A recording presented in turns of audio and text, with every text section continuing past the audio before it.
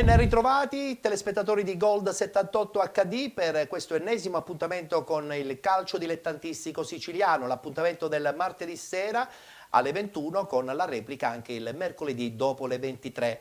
L'appuntamento con il calcio dilettantistico dal campionato di Serie D sino al campionato di prima categoria. Prima parte dedicata principalmente al campionato nazionale dilettanti e per l'occasione ho due mister d'eccezione. Con noi mister Saro Foti. Ciao Saro, ben trovato. Buonasera. Ben trovato a Buonasera Penalty. a tutti. E anche mister Giuseppe Giordano per la prima volta qui a Penalty. Ciao Giuseppe. Buonasera a tutti voi, sono molto contento di essere nella tua trasmissione. Grazie, grazie. Allora partiamo subito da questo campionato nazionale dilettanti dove c'è questa conferma della Gelbison, quindi voglio subito una battuta sia da parte di Foti che di Giordano su questa Gelbison che a questo punto insomma sembrerebbe lanciata verso la Lega Pro. Ha un piccolo margine di vantaggio. Tra l'altro con una partita in meno. Sì, bisogna vedere adesso come riusciranno a gestire anche psicologicamente questo vantaggio. C'è da tenere conto che comunque la Gelbison intanto deve giocare ad Acireale. E quindi probabilmente quella sarà, perché mi pare, se non ricordo male, mi pare ad aprile che ci sarà questo big match, quindi in un periodo dove potrebbero a quel punto un po' essere meglio identificati i giochi.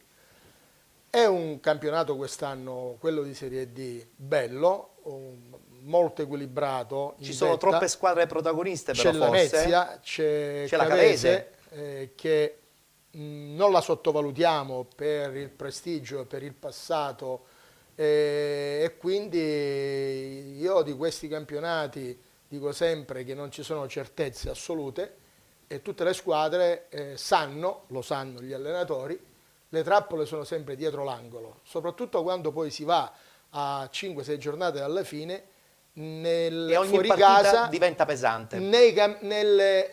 A casa delle squadre che sono in grande difficoltà e lì veramente ti giochi la stagione. Ti giochi la stagione e chi ha personalità riesce a superare gli ostacoli.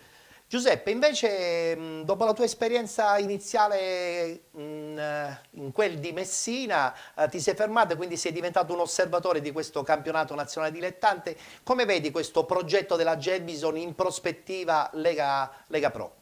Ma io dico che in questi 2 o 3 anni la Gelbison ha acquisito quell'esperienza, lo dimostra anche diciamo, la qualità e anche il mercato che ha fatto. Ha preso un giocatore importante, è ritornato a Sparacello, però allo stesso tempo ha preso Fornito che negli ultimi due partite ha fatto sicuramente delle ottime prestazioni, dando al centrocampo una qualità ma anche un'efficacia importante. Condivido quello che diceva il professore Saro, nel senso che ci sono quelle 4 squadre che si lotteranno per vincere questo campionato. È normale, chi sta davanti ha un piccolo vantaggio, però sono ancora 6 punti, in 6 punti sono tutti scontri diretti e come diceva le insidie di partite facili sulla carta, quindi attenderei qualche altro... Insomma, aprile sarà un mese importante. Sì, dico, attenderei quando i campi cominciano a essere un po' più asciutti, certo, e le condizioni delle squadre insomma daranno poi il giusto responso, però chiaramente la Gelbison gestirà tutto questo per arrivare fino in fondo. Gelbison che vince a Licata 3-1, ci guardiamo gli highlights e poi voglio anche sentire un po' il parere sulla squadra di Pippetto Romano.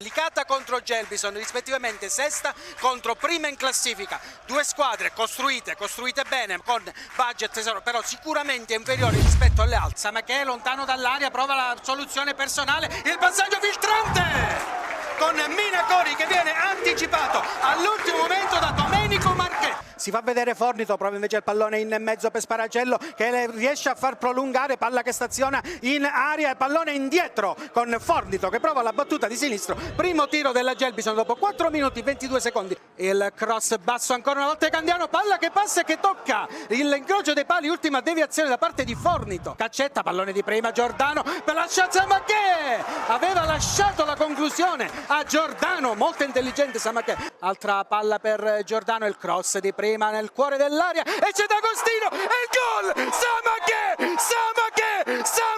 Il Licata in vantaggio! Col suo bomber, il capocannoniere Maliano segna ancora una volta lui, è rimasto di sasso D'Agostino perché è stato sormontato dalla stazza di Samake. 12° minuto, Licata in vantaggio, 1-0 sulla Gelbison. Mette questo cross basso, uno schema palla a Fornito, pallone che rimane in aria e il gol. Subito il pareggio di Ortolini. L'ha studiato bene questo schema la Gelbison ed è andata subito a segno. Cappello recupera un ottimo pallone, Candiano, Minacori dà un'occhiata alla porta e scarica un destro che non gira e non si abbassa. Candiano può liberare il destro, tiro che la gamba rimane un po' sotto, un colpo un po' all'indietro, alto. Punizione adesso fiscata al Gelbison, la posizione insidiosa, pallone che passa e poi c'è il gol.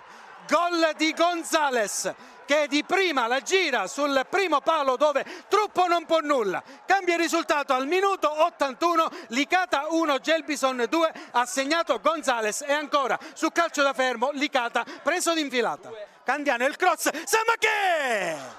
Sul primo palo non riesce a centrare la porta, occasione importante per il Licata. Gagliardi prova a far addormentare la palla sui propri piedi, poi serve in profondità a Faella che prova il contropiede, Faella le finte su Brunetti, poi desiste, pallone lungo sul secondo palo, Oggiano il colpo di testa e poi il fuorigioco, no, il gol da parte di Gagliardi, ha segnato il 3-1 la Gelbison proprio allo scadere. Il gol di Mattia Gagliardi, numero 8, arriva in contemporanea praticamente con il triplice fischio dell'arbitro. Si chiude qua la contesa con la Gelbison che negli ultimi 10 minuti ha buttato all'aria tavolo e carte andando a vincere a Licata.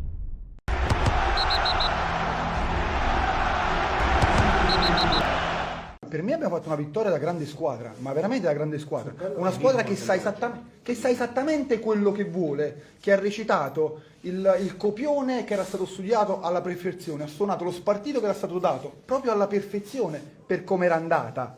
Poi ne approfitto di una vittoria, perché noi siamo stati sempre molto tranquilli e pacati.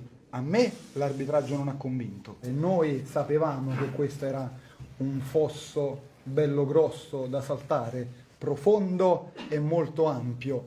Io penso che l'abbiamo saltato bene, ripeto, bene per come abbiamo preparato la partita. Cioè noi non siamo stati costretti a fare partita difensiva, noi abbiamo scelto di fare partita difensiva. È una cosa totalmente diversa. A noi oggi del possesso palla ce ne fregava il giusto, per non dire niente, perché sapevamo che non potevamo concedere campo alle spalle a Minacori e Samake. Tutto qua. Cioè qualsiasi palla fosse andata alle nostre spalle, corsa su corsa, sarebbero arrivati prima loro. È tutto qua. Abbiamo fatto sempre noi la partita, abbiamo trovato una squadra che non ha mai cercato di giocare a calcio, si è messa tutta nella metà campo, cercando sempre di trovare soluzioni in una ripartenza e mai fare un calcio propositivo. Una squadra che è forte perché ha qualità, ha uomini importanti, nei cambi anche ha uomini importanti, però credo che quando si perdono partite così c'è rammarico perché la squadra oggi la mia squadra ha giocato un buon calcio contro una squadra che non ha giocato a calcio. Conoscendo le qualità della Gelbison mi aspettavo molto di più, però devo dire che sono stati bravi, hanno sfruttato quello che hanno sfruttato e credo che alla fine poi riuscirà a vincerlo questo campionato, perché se gli gira così tutto bene credo che alla fine ci riuscirà.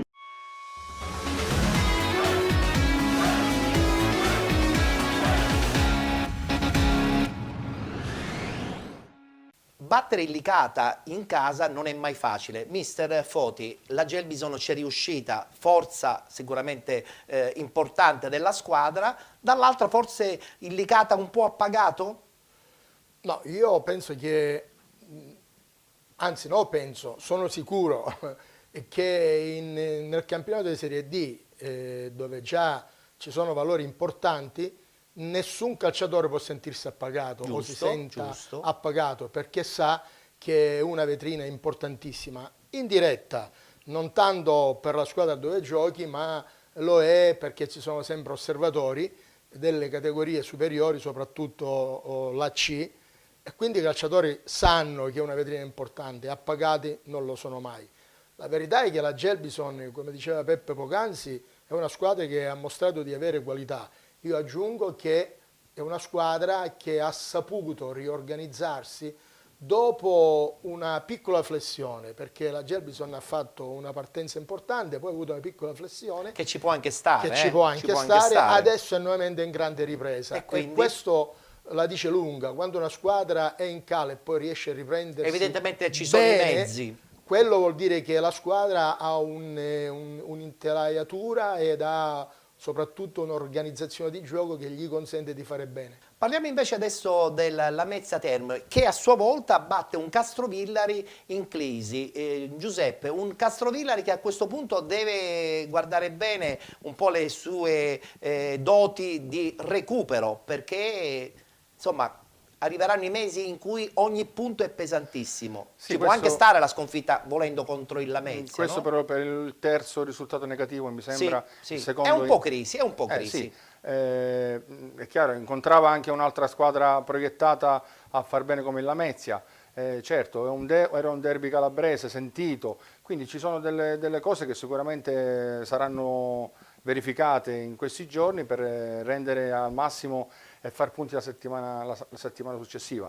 Certo, anche loro hanno pagato un po', diciamo, questa partenza societaria, il cambio, non si sapeva se si iscrivevano o non si iscrivevano, quindi è stato al di là di qualche zoccolo duro dell'anno scorso, però anche loro si sono dovuti adeguare con un gruppo, diciamo, non tanto ben assortito. Mi auguro che insomma tutti insieme possano fare quadrato, però insomma sono contento per il Lamezia, certo, che ha ripreso la corsa e speriamo insomma che loro, i biancoverdi, riescano a essere, diciamo, la squadra che può insieme alla Cavese dare un po' di pensiero alla Gelbison. È vero, è vero. Guardiamoci il servizio: vittoria fuori casa dell'FC Lamezia Terme 3-1 a Castrovillari.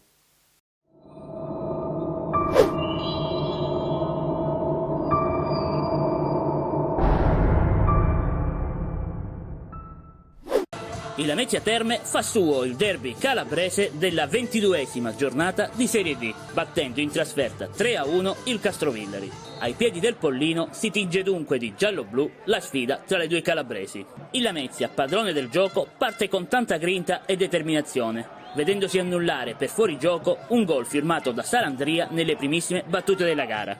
I tentativi di reazione dei locali non fanno male agli uomini di Campilongo, i quali continuano a dispensare bel gioco sul terreno del Mimmorende. Al quarto minuto ci prova Bollino dalla distanza, ma Iolfi si oppone. Tra i ragazzi di Campilongo, in grande spolvero Salandria, quest'oggi nelle vesti di mezzala. È proprio lui al sesto minuto a segnare il gol del vantaggio giallo-blu, con un destro chirurgico che non lascia scampo alla Iolfi. Pregevole anche la triangolazione con Provazza che ha condotto all'inserimento vincente. Un minuto più tardi Di Bari fa correre un brivido alla difesa lametina. I giallo-blu macinano ancora bel gioco, lanci in profondità di Corapi. Cross con il destro di Bollino, Abercon di testa, ma la palla finisce alta.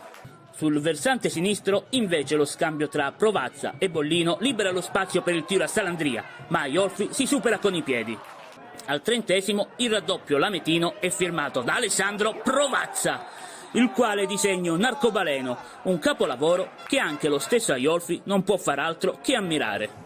La reazione del Castrovillari non si fa attendere, ma il pallone vagante non centra la porta. Al terzo minuto della ripresa i rossoneri accorciano le distanze, con Rodi che, con un pallonetto, insacca alle spalle di Lai. Al 78° terzo gol della Lamezia Terme, azione insistita di Terranova e palla al centro. Bollino da terra serve Abercon che in seconda battuta col mancino realizza il 3-1 e la sua quinta marcatura personale. I giallo-blu vincono 3-1, gli uomini di Campilongo inanellano la seconda vittoria consecutiva. Tra una settimana al D'Ippolito sarà di scena Lamezia Terme Giarre.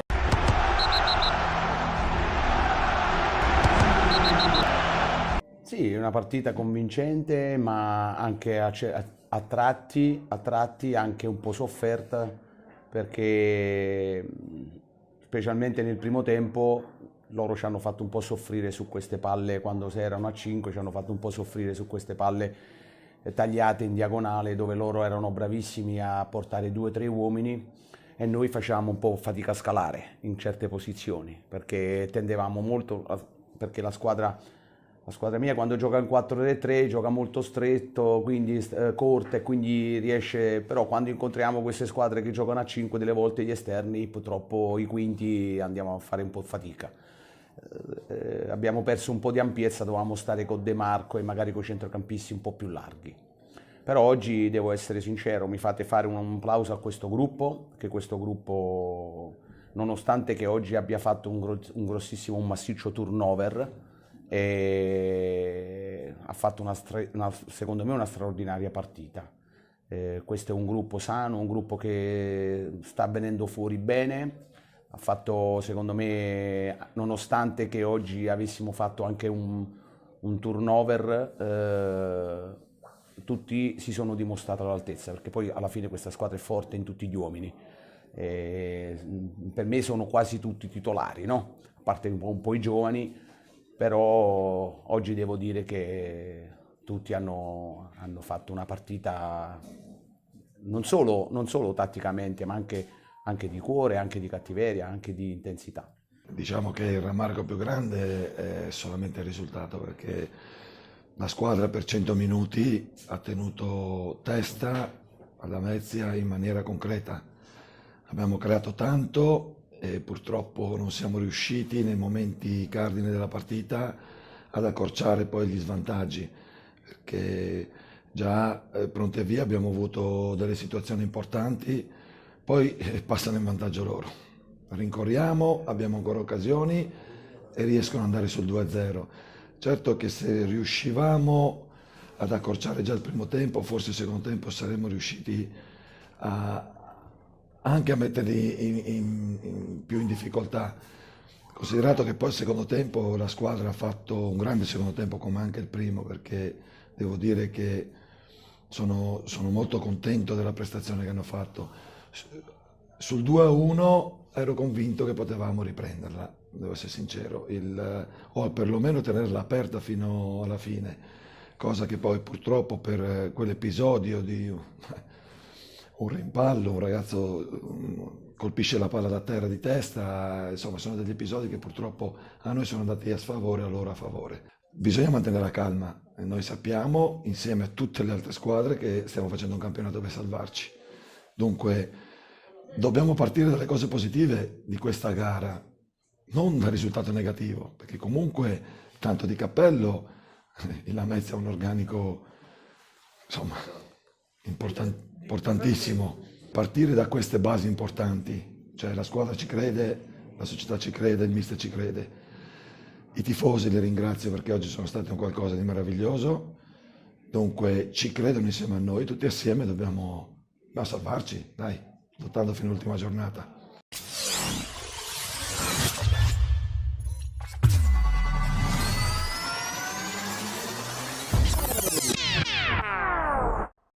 E parliamo adesso del Trapani, perché ho l'impressione che adesso possiamo parlare di una vera e propria ennesima crisi. Un Trapani che perde in casa contro il Cittanova. Che cosa dobbiamo pensare? Che è una stagione interlocutoria? Però bisogna anche stare attenti nel salvarla questa categoria. Ci sono tante partite da recuperare. Mister Foti. Ma il contesto del campionato è strano, perché queste soste forzate, questi recuperi affannosi, però è vero che il Trapani, a mio parere, sta pagando lo scotto di un cambiamento societario radicale. Una squadra che è passata da brillanti campionati in Serie B a una discesa verticale verso questa Serie D. E quando succedono queste cose, io so, per esperienza di tanti anni di calcio che ho vissuto, conosciamo la sua esperienza, che la tifoseria, gli ambienti societari, tutto ciò che gravita attorno a Trapani Calcio, in questo caso, o a Ciriale Calcio per quello che è stato Ciriale, o Licata per quello che è stato Licata, cioè piccole realtà che vanno al di là, secondo me, dei loro mezzi, arrivando in Serie B, e poi nel tempo si trascinano sempre i ricordi della B. La realtà è che bisogna adeguarsi alla categoria in quel momento di appartenenza. E il Trapani quest'anno ha questa difficoltà. Ha questa difficoltà, secondo me. Un Trapani che può comunque riprendersi, no? Perché Mister Morgian non è l'ultimo arrivato. No, il tempo per recuperare c'è, anche perché devono effettuarsi 5 partite. È normale che voi mi insegnate che 3 partite in una settimana non saranno facili da affrontare con la giusta prestazione, con la giusta mentalità per vincerle. È un risultato a sorpresa oggi, anche è pur vero che insomma, siamo contenti per il nostro amico Di Gaetano che ha una boccata di ossigeno con questa vittoria prestigiosa a Trapani. Per collegarmi a quello che diceva il professore Saro, la realtà di Dattilo è una realtà diciamo piccola, però ha fatto delle grandissime cose in quarta serie. Il Trapani è tutto l'inverso, è tutto un altro discorso. Quindi lì bisogna trovare gli equilibri per salvare il salvabile. E per trovare gli equilibri ci vuole anche del tempo. Ma il tempo e questa volta non c'è stato proprio il tempo necessario. Guardiamoci il servizio, la vittoria fuori casa del Cittanova 3-2 proprio contro il Trapani.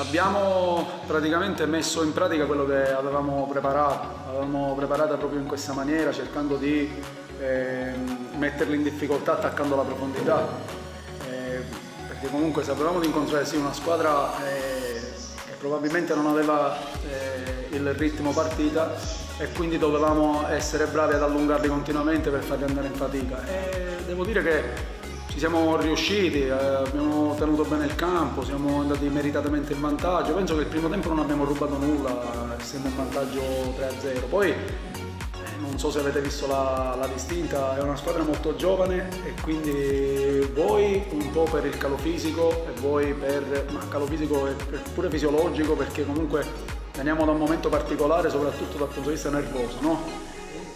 Sì, perché comunque sia dopo il Covid abbiamo fatto una bruttissima prestazione col Paternò, abbiamo perso 5-0 in casa, poi siamo entrati, ripeto, essendo una squadra giovane, siamo entrati in uno stato mentale un po' dove c'era la depressione dietro l'angolo, no? E quindi avevano bisogno comunque di un episodio per poter riaccendere questa voglia di divertirsi, che è quella che ci ha caratterizzato fino adesso.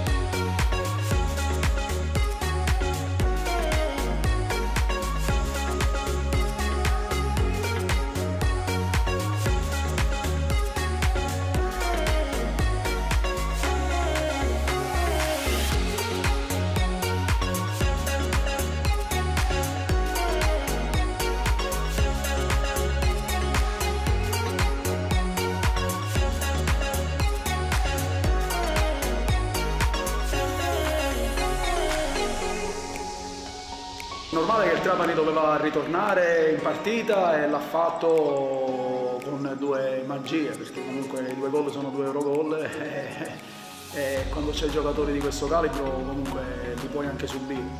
Alla fine secondo me l'abbiamo pure meritata la vittoria ed è giusto che andiamo via da qui con i punti. Noi sotto l'aspetto proprio tecnico a Cava abbiamo perso, ma non meritavamo di perdere. Ma non lo dico io, lo dicono gli addetti ai lavori, lo dicono gli allenatori e i dirigenti delle squadre con cui abbiamo giocato. L'unica partita che meritavamo di perdere veramente è stata col Paternò, ma sempre per disattenzione noi non eravamo in campo, quindi con la Cirella abbiamo fatto una grande partita, li abbiamo messi sotto, escono da lì loro dicendo che hanno fatto l'ennesimo furto, perché anche all'andata era la fotocopia della partita, quindi chi vede le partite lo vede che la squadra comunque ha sempre giocato, ha messo sotto gli avversari. A oggi non trovo una squadra nemmeno tra le grandi, tipo Gelbison, Lamezia, Cavese, che ci abbia messo sotto in maniera proprio schiacciante.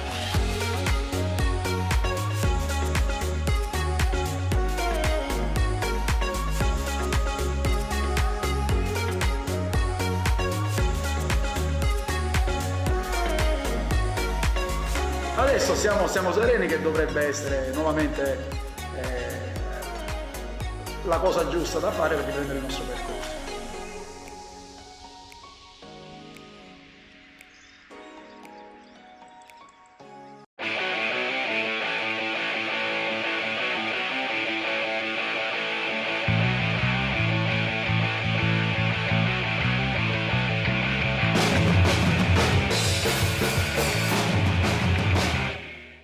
È il momento di parlare di Giarre che, insomma, vincendo in casa acquista un po' di ossigeno. Siete d'accordo con me? 3 punti che fanno morale, fanno classifica. Mister? Bisogna vedere se ci sarà continuità. È una quota di ossigeno questa flebile per la classifica. Però attenzione, 3 punti contro una diretta inseguitrice. Tuttavia è importante per questo motivo. Sebbene la classifica ancora sia un po' non tranquilla, se c'è continuità, se ci sarà continuità, il discorso si apre come si è aperto per qualche altra siciliana che dalle grandi difficoltà è riuscita a risalire, attestandosi in zona di classifica abbastanza tranquilla. È vero. Un Real Aversa, Giuseppe, che comunque in questo momento ha una classifica certamente non ottimale, però il distacco dalla zona caldissima esiste. Se mantiene ancora questa continuità, soprattutto con qualche risultato importante in casa, credo che insomma non ci dovrebbero essere problemi. No, anche perché in casa c'ha un seguito, i tifosi sono abbastanza caldi, è un campo difficilissimo andare a fare punti ad Aversa. Per quanto concerne il Giarre, io al di là della gestione, del tenere lo spogliatoio da parte del mister Cacciola, però io farei molto affidamento ai calciatori del Giarre, perché hanno un'esperienza, perché hanno un vissuto in questa categoria, quindi io penso che Arcidiacono e compagni e Giuffrida lo stesso sono capaci di poter fare quadrato, di rimettere un po' le cose a posto. Attenzione, siamo già alla terza giornata di ritorno, però non dimentichiamola questa cosa. Capisco, però dico, magari questa è stata una vittoria che fa morale, e quindi la prossima magari avranno meno tensione, il pallone non sarà pieno di spine e quindi la giocata sarà insomma un po' più fluida e quindi potrebbe anche portare gli attaccanti ad essere più propositivi e fare qualche altro filotto di risultato. Guardiamo il tabellino dei risultati di questa terza giornata di ritorno. Biancavilla batte Portici 1906 1-0, FC Lamezia batte Castrovillari 3-1, Cittanova batte Trapani 3-2, Giarre batte Real Aversa 1925 1-0, Gelbison batte Licata 3-1, Cavese batte Santa Maria Cilento 4-3, Città di Aciriale batte Rende Calcio 2-0, Troina Paternò 1-1, San Cataldese Città di Sant'Agata 1-1. Ha riposato il San Luca. Come abbiamo detto poc'anzi, la Gelbison continua ad essere leader di questo girone I del campionato di Serie D, in testa con 46 punti, con 41 Cavese ed FC Lamezia, con 40 il Città di Aciriale, 34 punti il Paternò, 30 Licata e Cittanova, 29 punti Santa Maria Cilento, 27 Città di Sant'Agata, 26 punti il Portici 1906, 25 per San Luca e San Cataldese, 23 punti il Trapani, 21 Real Aversa 1925 insieme al Rende Calcio, 18 punti il Castrovillari, 13 punti il Biancavilla, 12 punti il Giarre, con 16 punti ma con 6 punti di penalizzazione il Troina, attualmente ultimo in classifica con soli 10 punti. Si ritorna in campo domenica prossima, guardiamo il tabellino degli incontri: Cavese 1919 San Cataldese, Città di Aciriale Trapani, Città di Sant'Agata Rende Calcio, FC Lamezia Giarre 1946, Gelbison Biancavilla, Paternò Santa Maria Cilento, Portici 1906 Castrovillari, Real Aversa 1925 Troina, San Luca Licata, riposerà il Cittanova. E parliamo adesso di questa Cavese. Vittoria importantissima contro il Santa Maria Cilento. Ha fatto intendere che la Cavese lì lotterà ampiamente per il primo posto. Mister Foti. Ma non ci sono dubbi. Tra l'altro Cava dei Tirreni, Tifosi caldi, ambiente difficile, stadio importante per la categoria, quindi grande tradizione. Io sono convinto che per quanto riguarda la Gelbison il pericolo più grosso è proprio la Cavese. Più addirittura dell'FC La Messa Terme? Secondo me sì, quindi è una lotta sicuramente a 3 con la Ciriale che potrebbe inserirsi. Il quarto incomodo. Sì, soprattutto se vince lo scontro diretto in casa contro la Gelbison.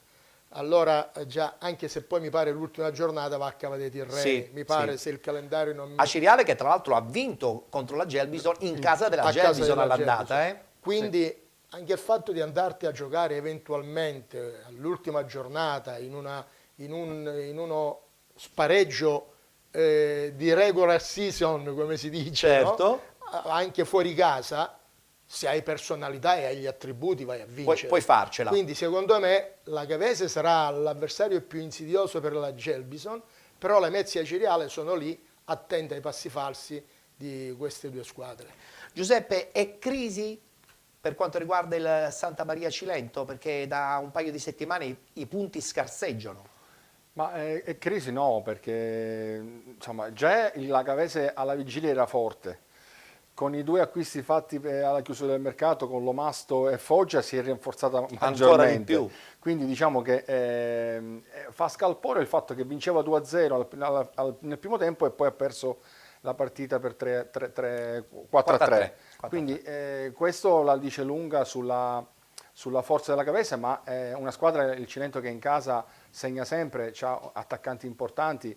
E quindi, sai, non credo che sia una squadra che abbia grossi problemi per salvarsi, e quindi secondo forse me però avevano pensato ad una stagione ancora più importante. C'era magari nella loro testa c'era il fatto di inserirsi eventualmente, però io credo che quelle 4 squadre saranno quelle che ogni domenica si daranno battaglia, poi anche negli scontri diretti, come abbiamo sempre detto, e quindi là poi insomma la differenza farà l'episodio, sarà il campo, l'ambiente, tutto quello che verrà in queste partite così belle, affocate, e io credo che chi sarà partecipe sarà veramente bellissimo poter giocare queste partite. Insomma, un Giro lì che quest'anno ci sta regalando tantissime emozioni. Perché è ancora molto equilibrato, non è che ci sono, come l'anno scorso, la CR e l'FC che sono partite. È vero. È un campionato abbastanza equilibrato e quindi ogni domenica può succedere di tutto. Guardiamoci gli highlights. La vittoria fuori casa della Cavese proprio contro il Santa Maria Cilento, 4-3.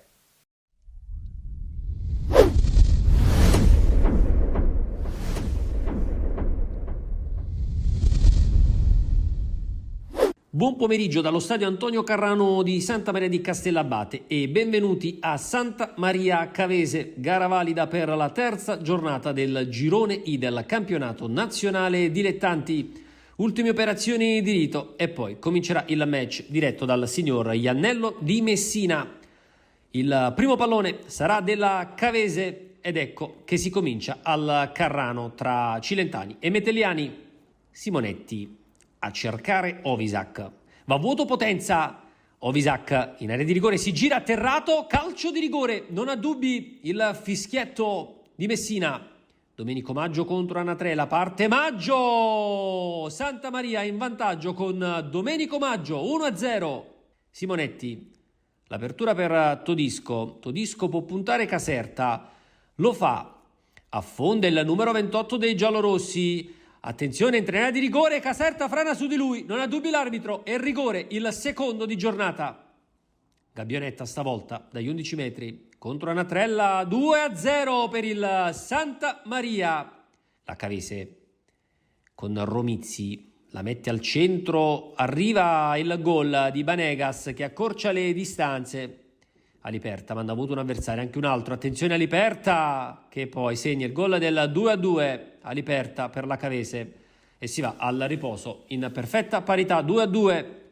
Si ricomincia con il Santa Maria a toccare il primo pallone del secondo tempo. Todisco perde un brutto pallone, la polisportiva, Banegas c'è Conè, lo trova, Conè gliela torna, Banegas segna il 3-2. Ancora Cavese, pallone dentro per Allegretti, bravo Grieco, attenzione a Banegas, pallone alto, giallorossi in avanti, adesso con Romano la mette al centro, Ovisac murato dalla difesa metelliana, ancora Santa Maria, Ovisac, attenzione Ovisac all'Iperta, frana su di lui, non c'è nulla, proteste della Santa Maria, effettivamente ci è sembrato netto il fallo su Ovisac da parte di Aliperta, direttore di gara però ha deciso di non concedere il terzo penalty di giornata. Santa Maria, pallone dentro, Maggio, controllo il palleggio, Maggio, la girata Natrella in corner, che parata! Maio la rimette al centro, Maggio, ancora Natrella, cosa gli ha tolto? Santa Maria vicino al pari, contropiede con Allegretti fa tutto da solo, Allegretti entra in area di rigore, poi spara alto, Santa Maria con De Mattia, entrato da poco, De Mattia la mette al centro, vanno a vuoto due difensori, Maggio la difende bene, Maggio, il 3-3 di Domenico Maggio, fa esplodere il Carrano, doppietta di Mimmo Maggio. La Cavese non si arrende, Foggia la rimette al centro, pallone resta lì, ancora i metelliani in attacco, tensione, fallo, calcio di rigore, parte Allegretti e arriva il gol del 4-3 per la Cavese. Finisce il match del Carrano, vince la squadra ospite. Non ho assolutamente niente da rimproverare. Un piccolo rammarico c'è per non aver giocato, non aver gestito gli ultimi 10-12 minuti del primo tempo come facciamo di solito. Ci siamo fatti prendere un pochino dall'euforia, dalla frenesia, diciamo così. Contro una squadra forte, fatta di giocatori importanti, abbiamo incappato in qualche errore. Quella è l'unica cosa che posso rimproverare, tra virgolette. Finiamo le partite con 5-6 under, la squadra è viva, la squadra gioca bene. Ripeto, per come è andata la partita, per come è andato il tutto, penso che il pareggio era il risultato giusto. Credo che in effetti non ho niente da rimproverare, forse siamo abituati a perdere al 90° contro la Cavese, l'abbiamo fatto all'andata e l'abbiamo fatto al ritorno, però ci serve da lezione, un'ulteriore lezione per il proseguo e cerchiamo di trasformare questa rabbia che abbiamo tutti in corpo in energia positiva per le prossime partite, quello è l'auspicio. Sapevamo che non era una partita semplice, sapevamo che nei primi minuti ci avrebbero messo in difficoltà, ecco, non siamo partiti malissimo, poi il rigore ha condizionato comunque un proseguo della gara dove ci siamo allungati e abbiamo concesso addirittura il secondo gol perché su quel rigore lì siamo stati lunghi, siamo stati lenti nella scalata e bravi loro a sfruttare quella uscita. Dopodiché c'è stata una grande reazione e meritatamente credo che abbiamo poi concluso il primo tempo sul risultato di parità, mentre mi sono piaciuti molto per come hanno approcciato il secondo tempo, dove secondo me potevamo, tra virgolette, portare la partita in un risultato più tranquillo. L'abbiamo lasciata aperta e inevitabilmente contro una squadra del genere, dove ripeto su questo campo è complicata da affrontare, e con determinate caratteristiche e individualità che vedi Maggio possono sempre creare problematiche, ecco, hanno trovato questo 3-3.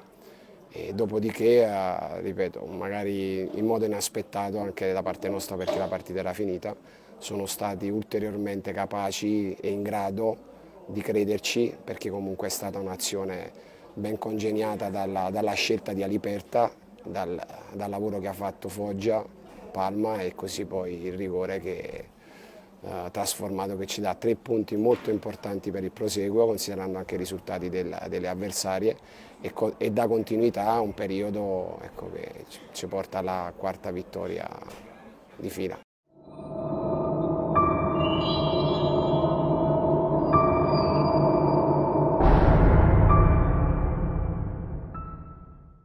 È il momento di parlare della Ciriale, 2-0 contro il Rende. Bisogna essere contenti perché comunque questa squadra i punti li fa. Rende. rende, questa squadra rende. Iniziamo da Giuseppe. Positivo comunque in questo momento il percorso della Ciriale. Assolutamente, perché poi il campo di Rende è difficilissimo, perché è un campo dove ci sono molte insidie, non è, diciamo, erba naturale, però diciamo è un po' malandato in questo periodo. È un campo stretto, quindi l'insidia c'è sempre. Però insomma ancora il giovanotto Lodi si fa rispettare, Ortolini è andato in gol, quindi diciamo che... giocatori di categoria. Certo, stiamo parlando che queste cose aiutano. Non toccano 100 palloni, ma ne toccano 3-4 e fanno la differenza e fanno gol. È vero. Quindi per Mister Di Sanzo penso che sia stata una partita salutare, insomma ritorna un po' alla normalità, anche perché lui insomma ha capito che la squadra aveva qualche piccolo problemino. Sono contento per loro e speriamo che insomma anche questo risultato possa portare un po' di tranquillità all'ambiente. Mister Foti, poc'anzi parlavamo della Ciriale come possibile quarto incomodo. Possiamo pensare che forse evidentemente questa squadra comunque ha le cartucce per tentare quasi un'impossibile promozione? Ma la Ciriale come società e Aciriale, cioè città, desiderano follemente andare in Serie C, e forse questa spasmodica corsa verso a tutti i costi il raggiungimento dell'obiettivo a volte crea le tensioni che una città di un certo rilievo, di un certo spessore e anche esigenza come Aciriale e tradizione richiedono. Quindi secondo me bisogna essere un pochino più tranquilli, poco a poco. Con facilità da Ciriale si innescano le polemiche e questo non aiuta. Conosci bene la piazza, quindi giustamente... Conosco bene la piazza.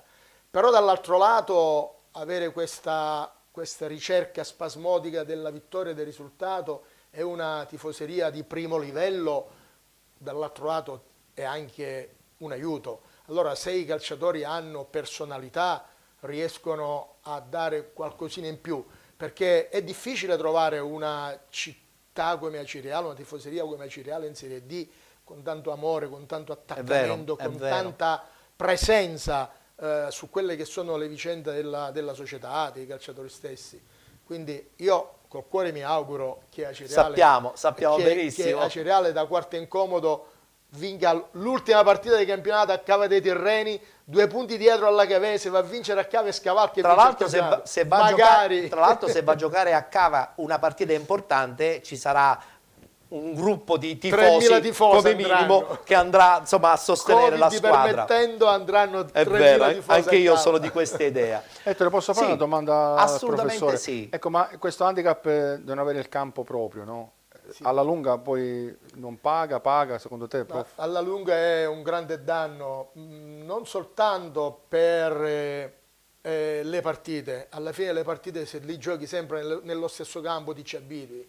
Il problema è gli allenamenti. E infatti Agatino Chiavolo, che abbiamo avuto la settimana scorsa, purtroppo si lamentava di questo. Il problema sono gli allenamenti, la tipologia di lavoro che tu la devi condizionare alla struttura. Aciriale invece in quella struttura ha una piccola palestra, ha la tribuna, quindi può fare lavoro. E poi il campo ti dà le tue misure che poi rimetti in campo durante la domenica. Anche nelle esercitazioni di schemi, di palle inattive, quindi non c'è dubbio che una penalità, una penalizzazione per la squadra, però questo è l'andazzo per il momento. Insomma, si parla a marzo di riaverlo questo benedetto stadio nuovo. Non credo. Ma io anche sono molto pessimista. Completamente. Marzo è arrivato. Marzo è arrivato, effettivamente. E ancora, da quello che io sappia, i lavori sono in alto mare, quindi... vabbè, purtroppo la burocrazia spesso e volentieri blocca anche questi importanti progetti. Mentre forse si è un po' bloccato il progetto del Paternò,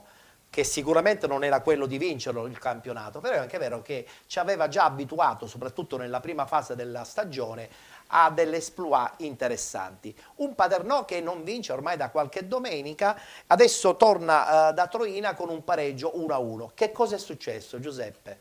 Appagamento? Ma probabilmente, certo, due sconfitte di seguito.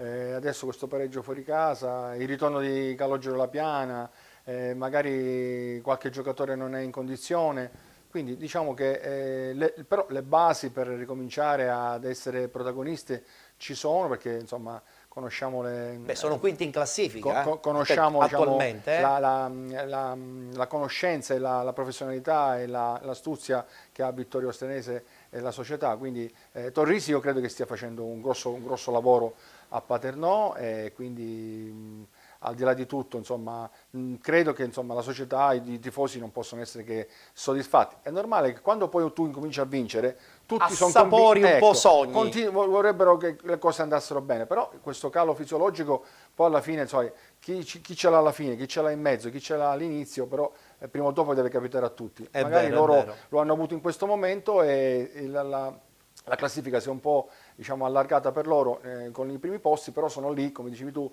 tra il quinto e il sesto posto, secondo me insomma è sempre una squadra temibile e può giocarsela ovunque, sia in casa che sia fuori casa. È vero. Troina che con questo pareggio continua a sperare, mister Foti, però insomma i punti sono troppo pochi in classifica. Che succede?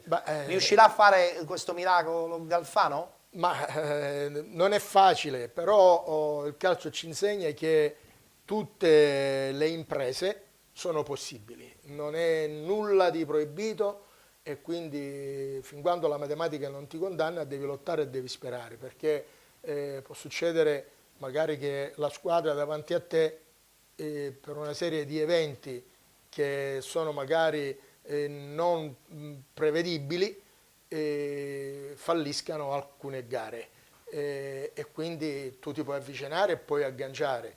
E a me l'esperienza insegna che si molla solo quando matematicamente non è più possibile sperare. È vero. Altrimenti bisogna fino all'ultimo momento cercare di aggrapparsi a tutti i costi. Perché tra l'altro questo Troina attualmente dovrebbe avere 16 punti in classifica, quindi non dovrebbe essere all'ultimo posto, lo è perché ci sono i famosi punti di penalizzazione. Però lì vicino alla sua posizione in classifica troviamo anche il Biancavilla, e sul Biancavilla che cosa possiamo dire? Che forse c'è stata troppa confusione, allenatori che vengono, che vanno, che ritornano, questo non dà giustamente l'equilibrio alla squadra. Questo significa che non si è abituati, non si ha grande esperienza in campionati importanti come quello della Lega Nazionale Dilettanti, perché è un campionato tosto, difficile. Lo dico per esperienza diretta, io l'ho vissuto, ci sono stato in questo campionato, quindi so quanto è difficile, non soltanto come osservatore esterno. Quindi mantenere l'attenzione è difficile se non si è abituati. Mantenere l'attenzione e mantenere soprattutto gli equilibri. Quando si perde la testa perché c'è qualche piccola scossa tellurica o qualche piccola frana e si perde la testa, si rischia poi di precipitare e si fa fatica a risalire. Sì, è molto più difficile. Questo secondo me è quello che un po' a Biancavilla, un po' da lontano, perché poi le vicende interne li conoscono da solo osservatore loro, da osservatore esterno, certo, manca l'esperienza, questo è un dato di fatto, di livello importante per tanti anni, che ti fa avere quell'equilibrio e quella serenità per risalire. È vero. Tra l'altro questa vittoria importante comunque che è arrivata contro il Portici, Giuseppe, permette un po' di risollevarsi anche moralmente, no? Sì, ma poi anche Ferraro col Portici va bene, perché anche quando ha giocato con l'FC a Portici aveva vinto, quindi col Portici diciamo che è sicuro. Evidentemente sì, gli però, porta bene. Per riallacciarmi un po' a quello che diceva il prof, chi sta in questo campionato di quarta serie, specialmente il nostro che è il girone I, e vuole tenere la categoria, deve avere dei punti di riferimento ben precisi. Non è un campionato normale come tanti altri. Non solo societario. Dico, no, non soltanto societaria, però dico tutte, diciamo, le componenti devono essere proiettate, se vogliono tenere la categoria, ad avere equilibri, a stare attenti, perché una domenica sei il fenomeno della situazione, l'altra domenica diventi l'opposto. È vero, e quindi questo equilibrio dipende anche dalle varie componenti, il direttore sportivo, il presidente, i calciatori, la stampa, c'è tutto quel contesto che poi ti spinge a stare tranquilli e trovare gli equilibri. È vero. Non bisogna esaltarsi. È vero. Guardiamoci gli highlights, la vittoria 1-0 del Biancavilla contro il Portici 1906.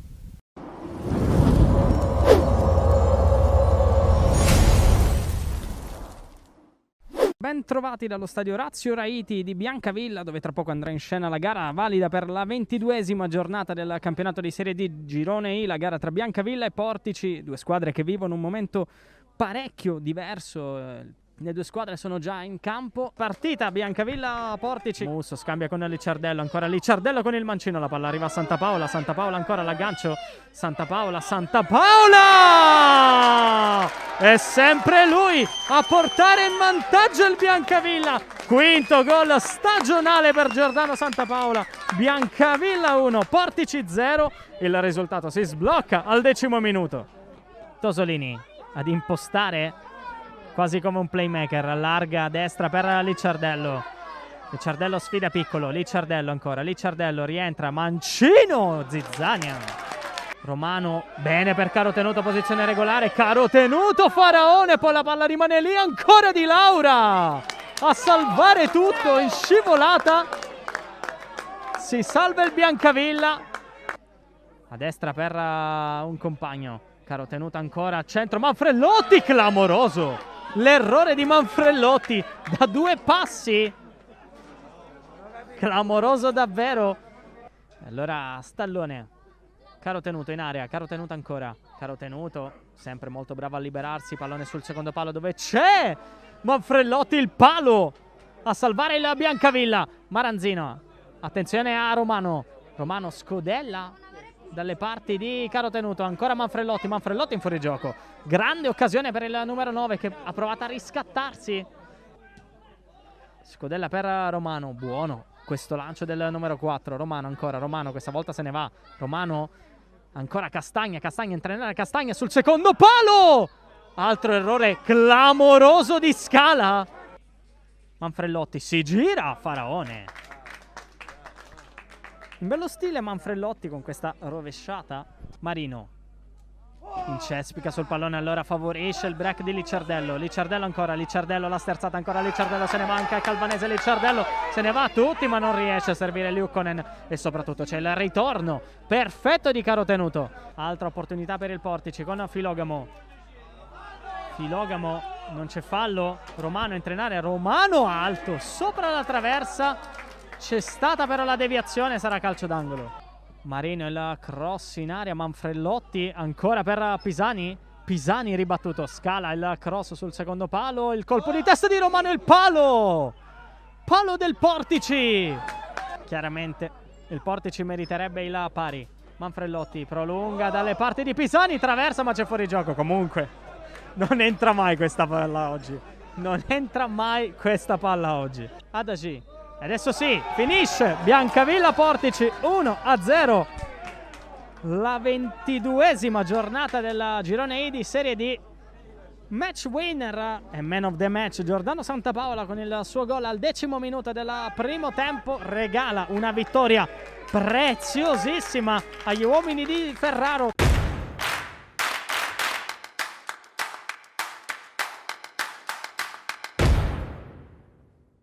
Allora, oggi era una partita che dovevamo badare al sodo. Loro una squadra, devo dire, ben organizzata, una squadra che in tante situazioni ci ha messo in difficoltà, però noi in casa dobbiamo raccogliere punti in tutte le maniere. Oggi era una partita che dovevamo badare al sodo, siamo stati sicuramente meno belli, però abbiamo avuto l'atteggiamento della squadra, la cattiveria della squadra. Ho visto un gruppo che ha dato l'anima per questi colori. Questo penso che sia la base per il nostro cammino. Su tante cose dobbiamo migliorare e lavorare. Fortunatamente avremo una settimana per rifiatare un attimo dopo questo tour de force, quindi e faccio i complimenti ai ragazzi per questo periodo, per quello che in qualche maniera stanno dando, a prescindere dai risultati che sono sicuramente quelli importanti, ma quando si fa una valutazione della squadra in questo periodo non posso essere soltanto che contento di questo gruppo.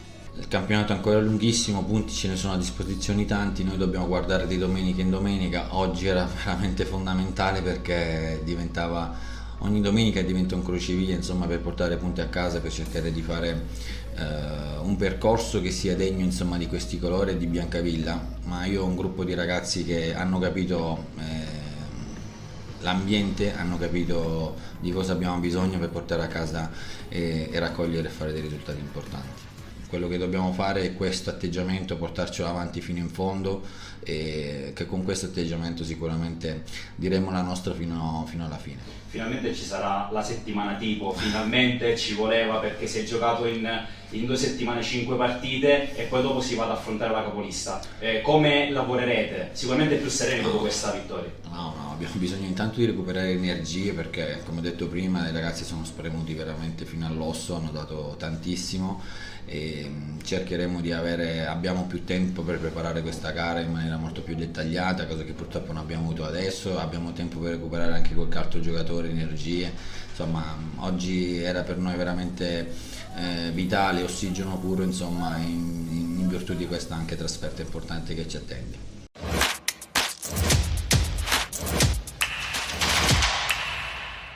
E chiudiamo questa parentesi dedicata al campionato nazionale dilettanti con il pareggio tra San Cataldo e Città di Sant'Agata.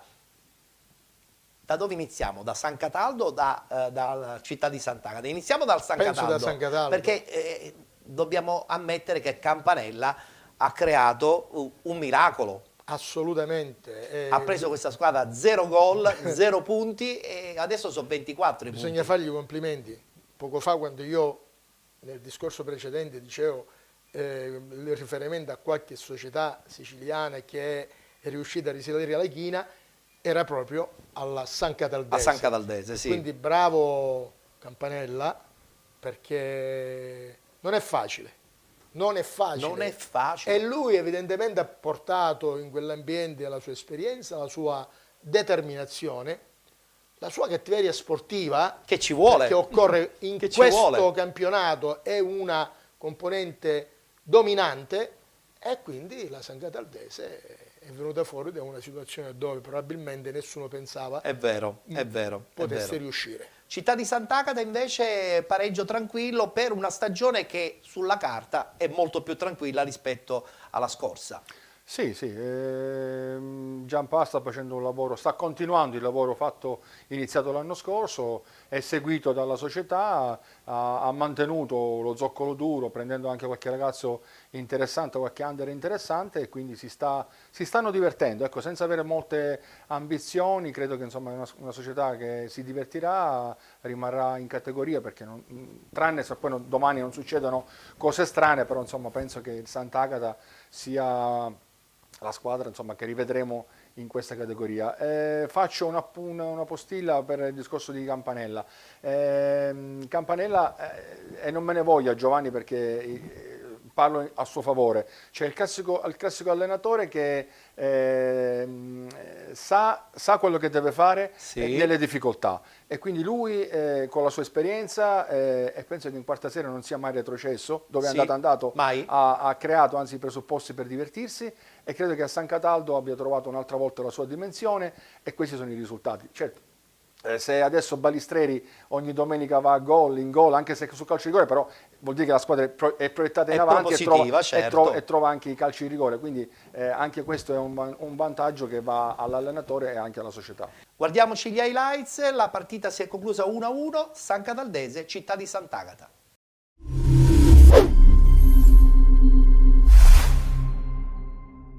Benvenuti allo stadio Valentino Mazzola di San Cataldo, dal quale vi racconteremo e vedrete oggi San Cataldese Città di Sant'Agata, gara valida per la 22esima giornata del campionato di Serie D Girone I. Fischio d'inizio, è cominciata San Cataldese Città di Sant'Agata. Attenzione perché arriva il tiro e poi Valenti in 2 tempi fa su il pallone, o di potenza Catalano. Va Catalano, la parata di Federico Valenti, il colpo di testa di Vitolo, Cicire, attenzione perché Alagna può andare a tu per tu, la deviazione di Federico Valenti che salva ancora una volta il risultato. Arriva il fischio in questo momento, Catalano va sul primo palo, la deviazione ancora Valenti, incredibile la prestazione di Federico Valenti fino ad ora. Va sul mancino Cicirello, prova il tiro a giro. Pallone che si spegne sul fondo.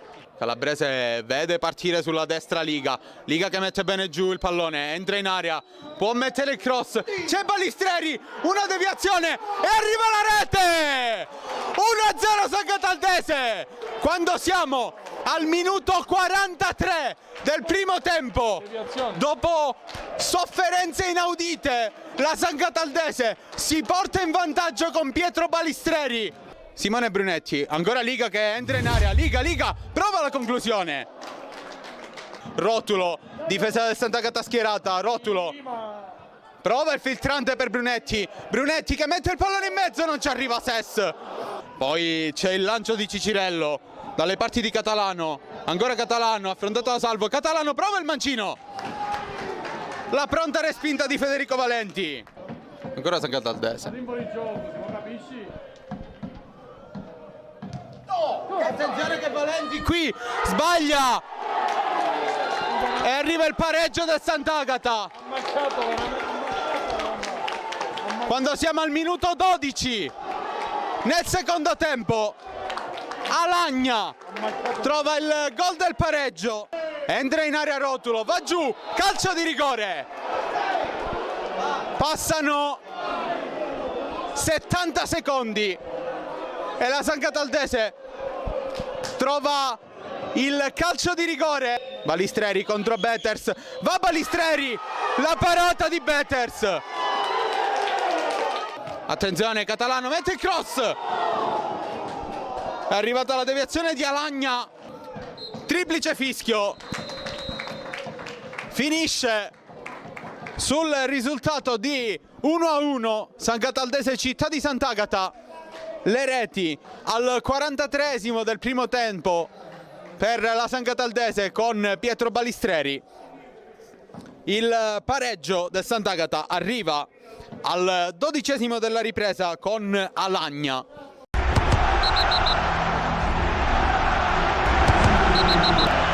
Quando è iniziata la partita è vero che il Sant'Agata ha mancato delle occasioni, ma anche noi le abbiamo mancate. Dobbiamo dire che c'è stata una bella partita. Hanno giocato loro e abbiamo giocato noi.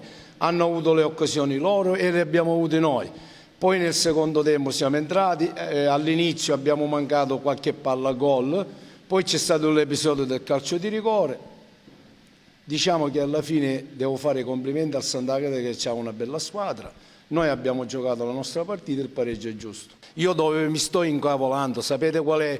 Che qua c'era la San Cataldese aveva 0 punti e nessuno parlava, ora ne abbiamo 25 e tutti parlano. Non è così. Noi abbiamo fatto la nostra partita, la squadra fino all'ultimo ha corso, è normale che poi si adatta a quello che fa l'altra squadra. Non dimentichiamoci che noi stiamo sotto e le altre squadre stanno sopra, ci sono anche le altre squadre, facile parlare, non è che noi siamo il Real Madrid, noi siamo una squadra umile che ci stiamo riprendendo di quello che abbiamo fatto.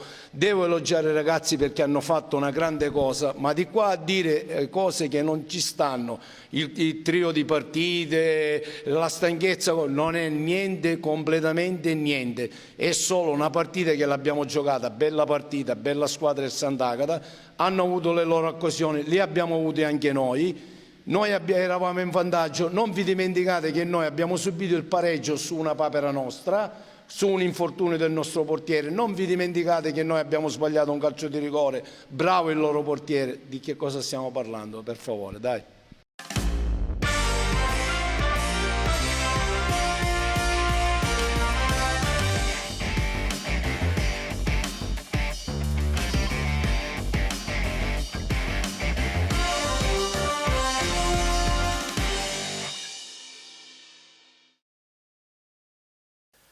Chiudiamo questa prima parte della nostra trasmissione, non parlando adesso però di risultati, ma parlando di quelli che sono i progetti. Ed inizio subito con Giuseppe, no? Che ci racconta in maniera molto veloce e spicciola la sua breve esperienza con l'FC Messina, un'esperienza che comunque serve sempre per fortificare il carattere di un allenatore, no? Assolutamente, io ringrazio Mancuso, Carmelo che mi aveva chiamato e ho sposato subito questo progetto. Siamo partiti il 23 agosto con tanta volontà, siamo partiti perché sai, ti chiama l'FC al di là di tutto, insomma, Certo. dal campionato che avevano finito in bellezza, ci siamo ritrovati insomma, ad allenarci con tanti ragazzi e poi è una situazione logistica un po' strana perché insomma poi ci siamo allenati per un periodo a Santa Teresa, quindi 40 km dalla città. Certo, però non si riesce a capire come insomma dallo scorso anno a quest'anno è cambiato tutto. Sai, magari anche la lontananza del presidente che magari ha delegato Santi un suo diretto collaboratore Santi Cosenza, e quindi sai, noi ci siamo ritrovati lì a fare le prime 5 partite, era un cantiere aperto, ogni giorno venivano calciatori nuovi per cercare di assemblare. Speranzosi che comunque la stagione... Sì. Ma infatti guarda, noi quando facevamo le partite con la Ionica, Sì. che davamo alla società Ionica, sembrava che la Ionica era l'FC e noi eravamo la squadra di eccellenza, ma proprio perché c'era questa non ancora, diciamo, perfezione negli uomini, abbiamo giocato senza attaccanti, dico, lasciamo stare, però alla fine quello che contava era la domenica, se dovevi fare i risultati.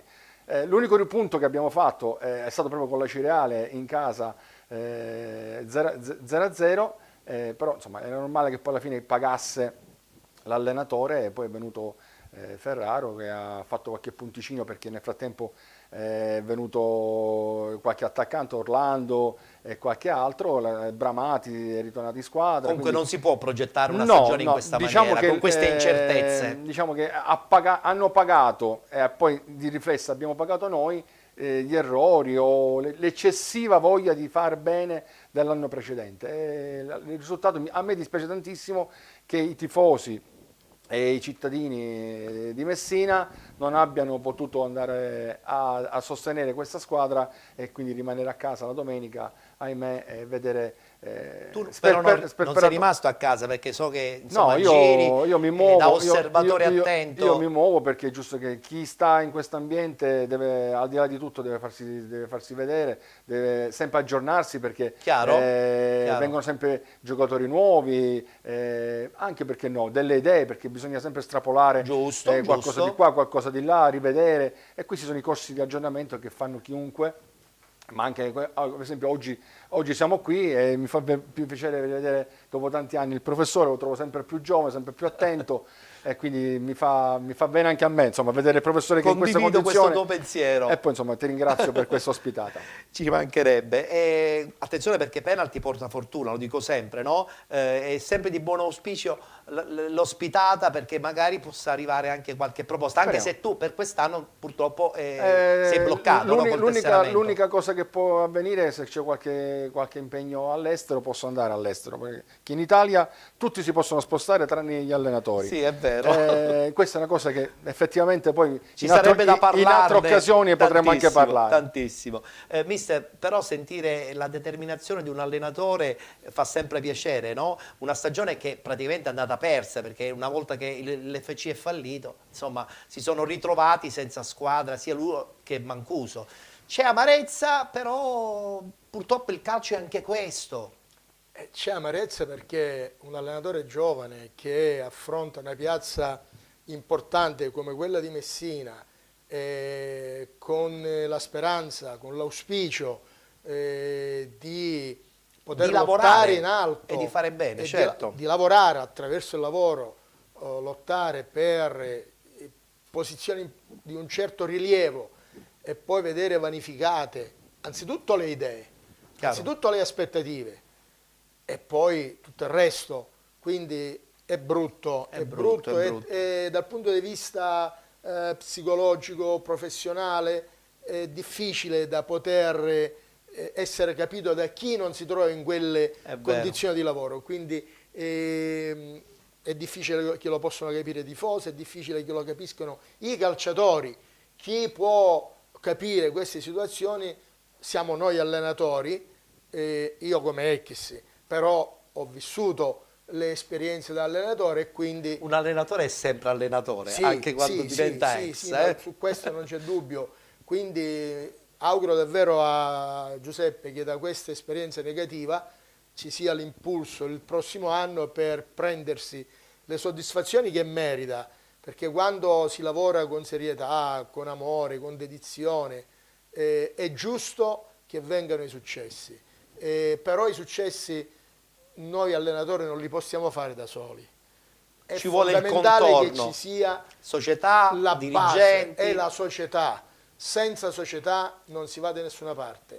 E questo mi rammarica perché, apro una parentesi, una città come Messina che ci fa con 2 squadre in Serie D lo scorso anno, sì. che ci faceva, quando invece unendo le intelligenze, avrebbero unendo fatto le una forze, squadra fortissima. ma una città come Messina può tranquillamente navigare in Serie B. Se poi andiamo a pensare e ad analizzare oggi il campionato di Serie B, da chi è fatto, da Benevento che vince il campionato di B e va in A nel giro di 5-6 anni, ci è andato 2 volte. Cioè, se pensiamo a queste cose, una città come Messina, è assurdo che poi metta Peppe Giordano nelle condizioni che ha messo e gli quest'anno. scatta l'amarezza, A lui certo. come allenatore, ma è tutto il contesto della città È vero, che ne viene è penalizzato. vero, è vero. Cioè, noi ci eravamo lasciati l'anno scorso che comunque non eri un ex allenatore, perché vivi anche insomma, il certo. mondo dei giovani con la Certo, scuola calcio, che rimane comunque una grande tua emozione personale, senz'altro, no? senz'altro. Anche quest'anno? Senz'altro, e mi arrabbio se non si fanno le cose Bravo, bene, anche con giusto, i ragazzini, bravo. con molta amorevolezza, Certo, autorevolezza, ma tantissima amorevolezza. Le migliori soddisfazioni arrivano da quell'ambiente. Per il loro bene. A volte io dico loro, io sono il cattivo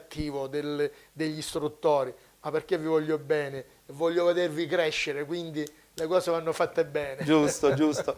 Grazie. E dicevi, Giuseppe? No, volevo anche sottolineare il fatto che se ci fosse stato questo piacere di unirsi, probabilmente si sarebbe anche curato in un settore giovanile importante, perché una città di 250.000 persone, credo che il settore giovanile alla grande si poteva fare, e incominciare a fare un po' di lavoro in prospettiva e non andare sempre a prendere giocatori in prestito. Quando parli di settore giovanile, insomma, tu vieni anche dal settore giovanile, tocchi il profondo del tuo cuore, no? Quindi quasi quasi un progetto con un settore giovanile ti ispira un po' più di una prima squadra tra eccellenza e Serie D? Sì, ma quello non è il problema di stare con il settore giovanile o stare con i grandi.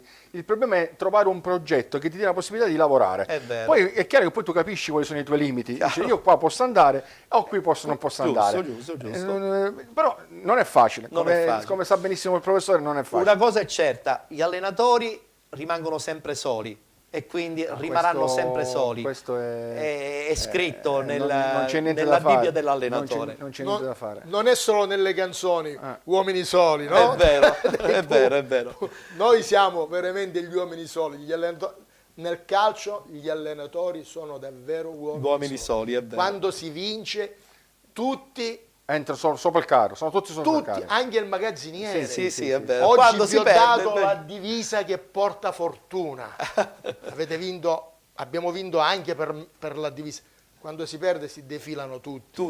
Scompaiono non tutti. c'è nessuno che ti dà. Voglio ringraziare i nostri 2 allenatori che sono venuti a trovarci in questa prima parte della nostra trasmissione. Ringrazio Saro Foti, alla prossima. Grazie a te Ettore, un saluto a tutti i tuoi telespettatori che so che sono tantissimi. Grazie tante, grazie anche a Giuseppe Giordano che da Palermo è venuto a trovarci, siamo contenti, augurandogli chiaramente fortuna, non dico subito perché è un po' più difficile essendo già un tesserato, ma a partire dalla prossima stagione. Io ti ringrazio per l'augurio, io volevo farti i complimenti per la tua trasmissione, per la tua perseveranza e andare sempre avanti. Sono contento di rivedere il professore, un saluto a tutti i tuoi graditi telespettatori e perché no, ci vediamo campo.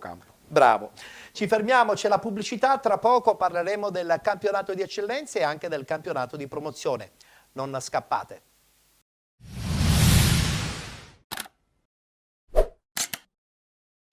Questa la devi vedere, guarda. Mi sotterrerei. Basta un commento offensivo per creare una ferita profonda. La violenza digitale e alcuni comportamenti online possono essere punibili penalmente. Se ti senti ferito, se qualcuno ti fa soffrire su internet, non rimanere in silenzio. Parlane con chi conta per te. Può aiutarti. Cyberbullismo, se lo racconti, ti aiuti. Volete rivedere tutte le immagini delle passate stagioni di Penalty? Allora vi consigliamo di visitare il nostro canale YouTube. Penalty, programma sportivo. Dal 2011 sino ai giorni nostri, tutte le immagini di tutti gli ospiti che sono venuti a trovarci in questa lunga avventura con il calcio dilettantistico siciliano.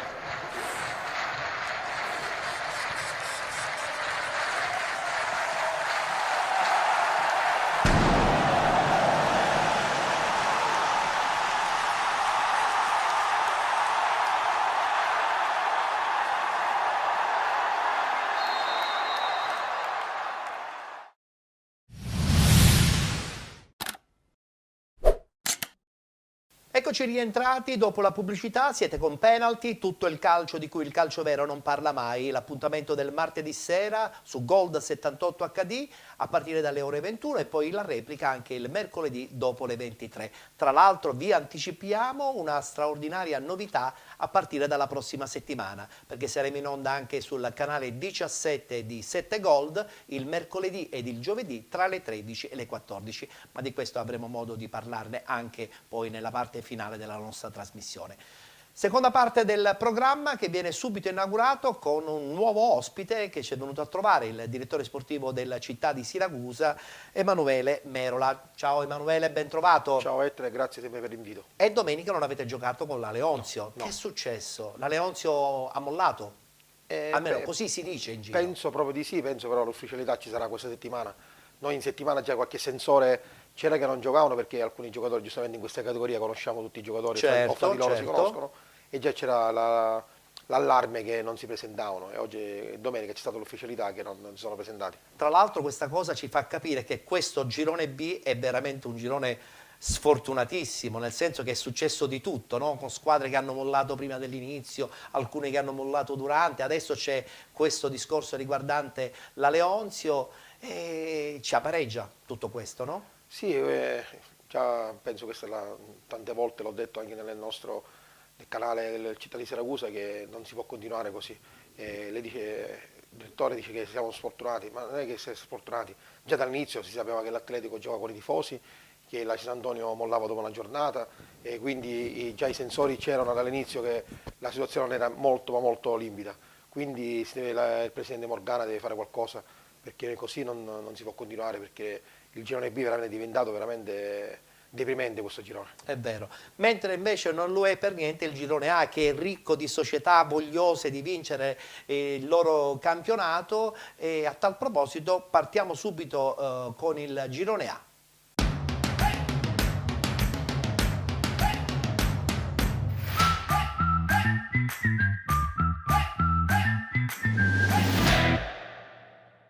Si è giocata la terza giornata di ritorno, guardiamo subito il tabellino dei risultati. Castellammare batte Cus Palermo 2-0, Don Carlo Misilmeri batte Casteltermini 1-0, Parmonval batte Dolce Onorio Marsala 1-0, pareggio tra Mazzara Calcio e Mazzarese .2 0-0, Canicattì batte Monreale 3-2, Nissa FC Enna Calcio 0-0.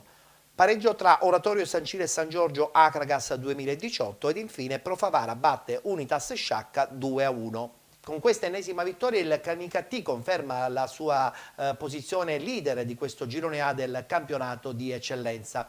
La troviamo infatti in vetta con 42 punti, 37 Don Carlo Misilmeri, 34 Akragas 2018, 30 punti il Castellammare, con 29 punti Nissa ed Enna Calcio, 28 Oratorio San Ciro e San Giorgio insieme al Pro Favara, con 27 punti Mazzarese.2, 24 per il Mazzara, 23 punti Unitas Sciacca, con 21 punti la Parmonval, 12 punti Casteltermini insieme al Monreale. Chiudono Dolce Onorio Marsala con 9 punti ed il Cus Palermo con 8. Si ritorna in campo domenica prossima, domenica 13 febbraio, questo è il tabellino degli incontri. Cus Palermo Pro Favara, Parmonval Mazzara Calcio, Akragas 2018 Dolce Onorio Marsala, Canicattì Casteltermini, Don Carlo Misilmeri Castellammare, Enna Calcio Oratorio San Ciro e San Giorgio, Mazzarese.2 Monreale, Unitas Sciacca, Nissa FC.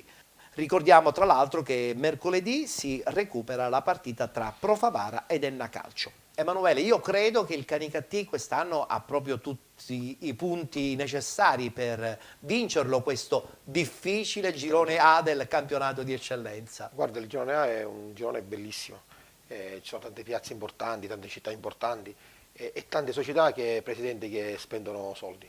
Il Canicattì sono sicuro che non ne vogliono gli altri. Ma è l'anno giusto allora? È l'anno giusto perché ha giocatori importanti, ne citiamo anche qualcuno come Raimondi, hanno anche un zoccolo duro vincente del Giare dello scorso anno, no? Privitera, Pettinato, e Pettinato, no? E Iraci, che sono sempre stati vincenti, e i Iraci, certo. Quindi sicuramente lavorerà meglio rispetto agli altri, anche se Enna con mister Pippostrano cambierà sicuramente marcia, ha un sacco di partiti da recuperare. Sì. L'Akragas è un po' più attardato, però ci sono società veramente importanti e il girone è bello veramente. Anche perché sono sicuro che probabilmente conosceremo anche la griglia dei playoff proprio, non dico l'ultima giornata, ma veramente quasi al termine della stagione. Sì, questo sarà un campionato fino all'ultima partita, ma poi anche le squadre che si devono salvare vendono cara la pelle fino all'ultimo secondo, quindi sarà un girone fino all'ultimo interessante. L'arrivo di Pippostrano sicuramente gioverà all'Enna, lo hai detto poc'anzi, adesso sottolineiamo anche che ha fatto un punto pesante nel campo della Nissa, quindi evidentemente ci sono anche loro nel novero delle potenziali squadre vincenti? Vincenti ti direi non lo so, però mi sembra che sono 2 o 3 partite che deve recuperare l'Enna. L'Enna deve recuperare 2 partite? 2 partite, quindi ancora l'Enna se la può giocare, non so se per il primo posto, perché secondo me il Canicattì è difficile che perdere la terreno. Oggi pareggiava poi 2-2 e ha segnato all'ultimo, ha fatto il 3-2, quindi questi sono segnali che dà segnali di forza che hanno quest'anno. È vero. E tra Nissa ed Enna, insomma, un pareggio che accontenta le parti, però è anche vero che forse una vittoria avrebbe potuto lanciare o l'una o l'altra. Sì, sono 2 squadre sempre di un certo blasone, e anche il presidente della Nissa, Arialdo Gialmuso, che lui anche sta investendo molto, è un simpaticone. È un passionale anche. Sì, io lo seguo molto, siamo anche amici, e lui anche spera, però anche se secondo me sarà difficile. Però è un altro lui passionale, è vero. Ci voleva l'arrivo di Pippostrano per dare un cambio anche nella mentalità dell'Enna? Ma lo sai, aveva il mister SB Catania che ha avuto delle situazioni difficili, perché ricordiamo che l'Enna non ha giocato partite per la neve, partite per Covid. È vero. Quindi io che sono un addetto al campo, è una situazione anche difficile. Un giocatore importante, quindi voglio dire. Sì, sono situazioni che non è facile gestire. Quando giocavo a calcio non c'era questa situazione. Certo, questo è vero. Non c'era il Covid. Quindi il mister Catania è stato sicuramente sfortunato. Pippostrano ha pagato secondo me questa situazione Covid. Secondo me sì. Secondo me pagato. Aveva, quando lui l'hanno esonerato, aveva un 5 partite o 4-5 partite in meno. 4 partite. 4, quindi sicuramente ha pagato questa situazione. Ma con Pippostrano sicuramente si ricovereranno per queste partite e sicuramente anche perché Pippostrano conosce molto bene la categoria. L'ha vinto penso un 6-7 volte. È vero. Guardiamoci gli highlights, pareggio 0-0 tra Nissa ed Enna.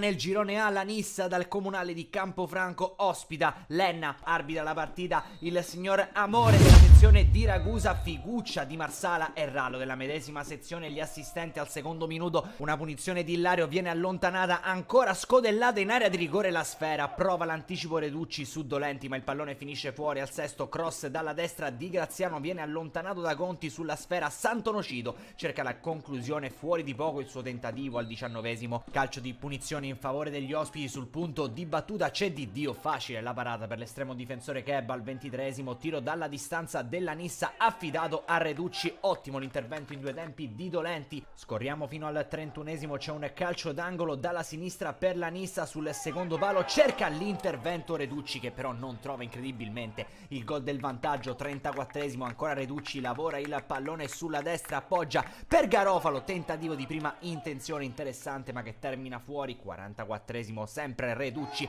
gran tentativo dalla distanza, clamorosa la traversa della Nissa, rivediamo qui, rimane impassibile Dolenti e colpisce un legno incredibile il 9 della formazione padrone di casa. Era l'ultimo squillo di un primo tempo frizzante ma ancora fermo sullo 0-0 tra Nissa e Enna a Campofranco. Fin qui né vinti né vincitori, noi pronti a raccontarvi grazie alle immagini di Salvo Giglia della ripresa. La prima occasione arriva al minuto 48 ed è ancora una volta la Nissa a cercare il vantaggio, l'apertura di Reducci a destra dove c'è Garofalo, si fionda in area di rigore, passa in mezzo a tutti, ancora Garofalo, va alla conclusione, sul più bello però la sfera finisce sull'esterno della rete. Minuto 57, il lancio in profondità per Graziano, l'ex Città di Messina controlla e va alla conclusione, il pallone viene controllato da Kebba. Minuto 58, la gran palla di De Luca a servire di Dio in area di rigore, controlla, calcia violentemente, la risposta superba da parte di Kebba che tiene il risultato fermo sullo 0-0, si salva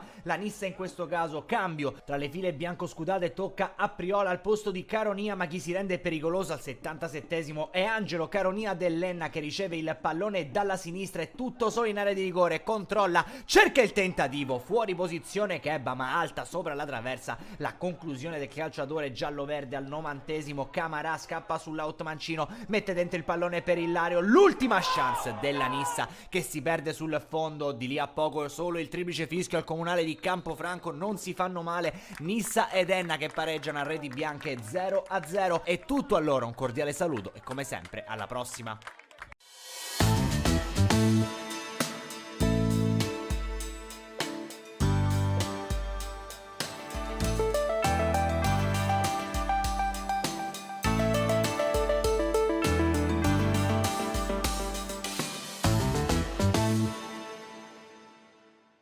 Voglio parlare anche di Agrigento, Emanuele, perché l'Acragas ha avuto una settimana molto intensa, le dimissioni di Giuseppe Anastasi, il reintegro poi all'interno del gruppo.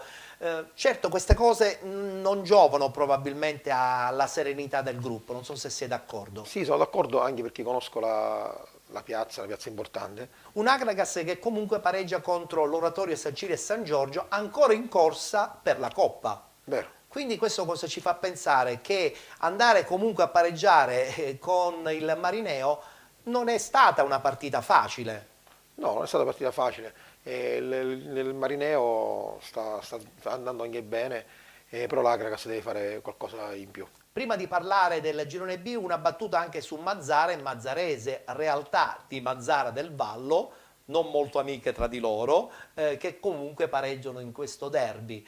E allora mi sorge sempre la solita domanda, ma perché non una squadra anziché due? Ma questo è il problema, infatti, come l'anno scorso a Messina sta capitando anche a Mazzara e ho saputo dalle voci che non sono molto amiche, quindi stanno lottando anche tutte e due per entrare anche loro di un posto per i playoff. Ecco, ma quando parliamo di playoff, i posti disponibili sono soltanto 4. Certo. E allora a questo punto, guarda, guardando l'elenco, vediamo un pochettino di poter formare questa griglia, perché dentro in questo momento ci sta la Don Carlo Misilmeri, l'Acragas 2018, il Castellammare che tra l'altro ha vinto 2-0 con il Cus Palermo e quindi è rientrato alla grande nel novero delle potenziali squadre playoff, Nissa ed Enna Calcio, l'Oratorio San Ciro e San Giorgio, mettiamoci dentro anche il Pro Favara, ma a questo punto Mazzarese e Mazzara 27 e 24 punti potrebbero insomma tentarlo questo aggancio ai playoff. Ma chi saranno le 4 però fortunate? la cosa bella è questa qua, è molto interessante questo girone, ogni partita, ogni domenica si giocano una partita della vita, quindi è un bel girone veramente. Conosceremo il risultato soltanto nella parte finale secondo te? Oppure sì, tranne per già... il primo posto sì. Tranne il primo posto? Sì, secondo me sì. Quindi tu vedi già il Canipetti Ma proiettato perché conoscendo i giocatori è difficile che quando sono lì davanti sbagliano. È vero, è vero. Bene, a questo punto voltiamo pagina e parliamo subito del girone B.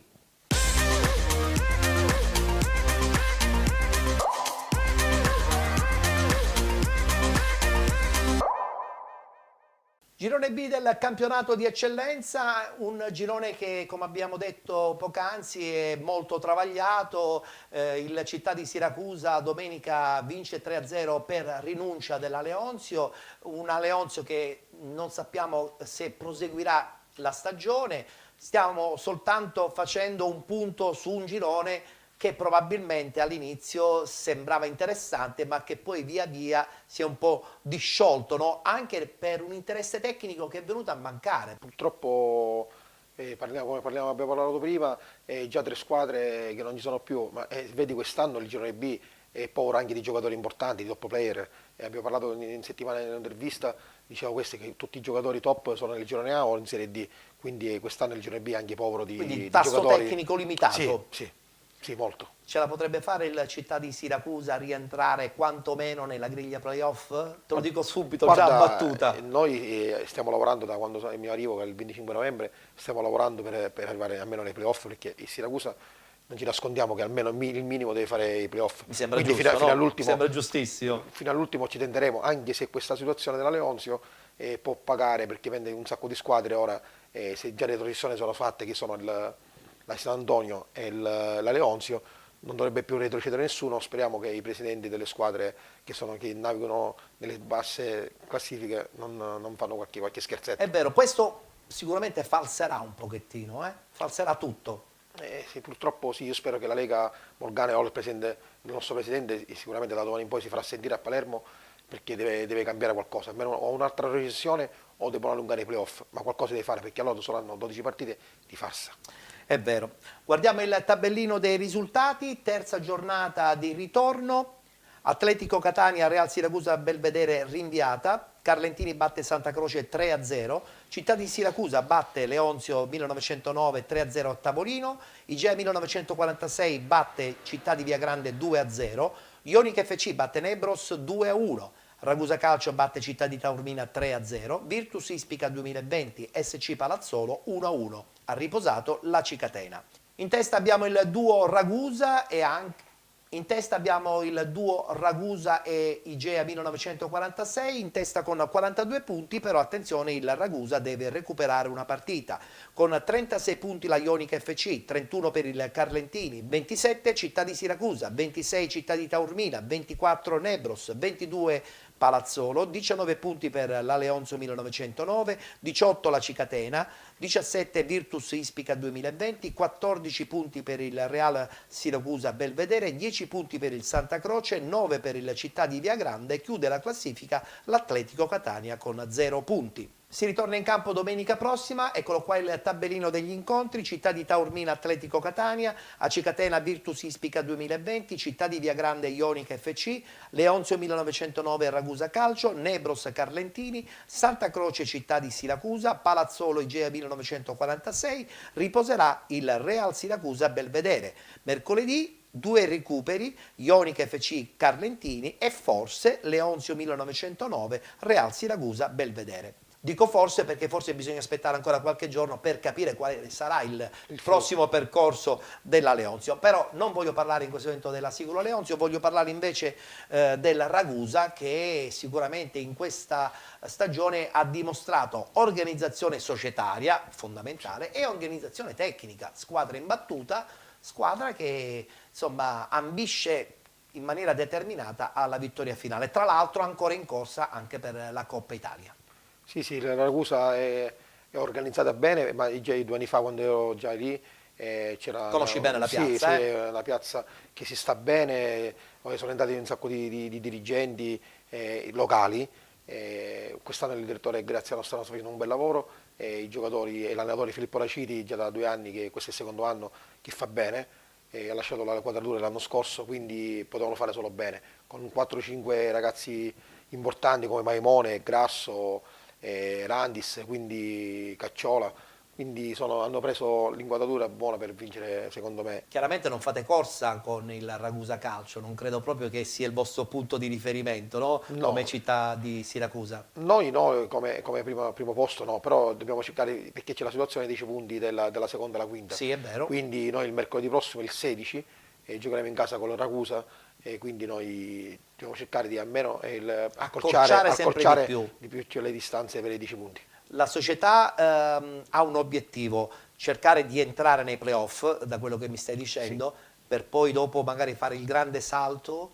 Tu pensi che siete già pronti anche per il grande salto? Guarda, la squadra che abbiamo costruito da dicembre... E poi c'è tutto un percorso sui playoff, lo sai? Però il segnale forte l'abbiamo dato prendendo Palmisano, prendendo Catania, quindi abbiamo preso giocatori perché se noi entriamo nei playoff ci dobbiamo giocare con gli altri.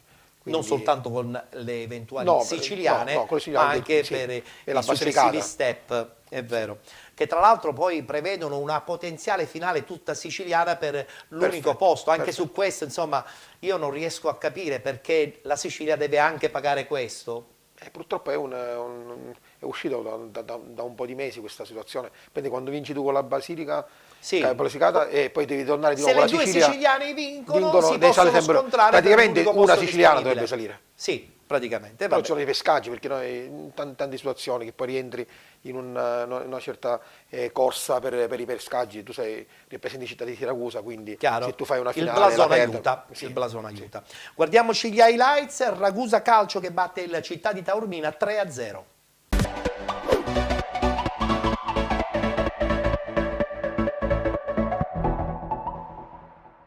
È il secondo scontro consecutivo tra Città di Taormina e Ragusa, che mercoledì si sono trovate di fronte nella semifinale d'andata di Coppa Italia finita per 0-0, e ancora giovedì si troveranno di fronte un'altra volta, la terza consecutiva, forse un unicum nella storia del calcio dilettantistico siciliano. Il pallone alzato a campanile da Angelo Strano, va a lottare Simone Abate, però non ha un controllo felice. Sangaré e Messina lo prestano, e Messina che gli ruba la sfera, poi Ginacò tocca verso Emanuele, il disimpegno però è corto di Emanuele, attenzione, Belluso, si inserisce Belluso, Cirnigliaro provvidenziale lo chiude in calcio d'angolo. Al 14esimo arriva la prima palla gol della partita, bravo Umberto Cirnigliaro a chiudere tutto su Belluso.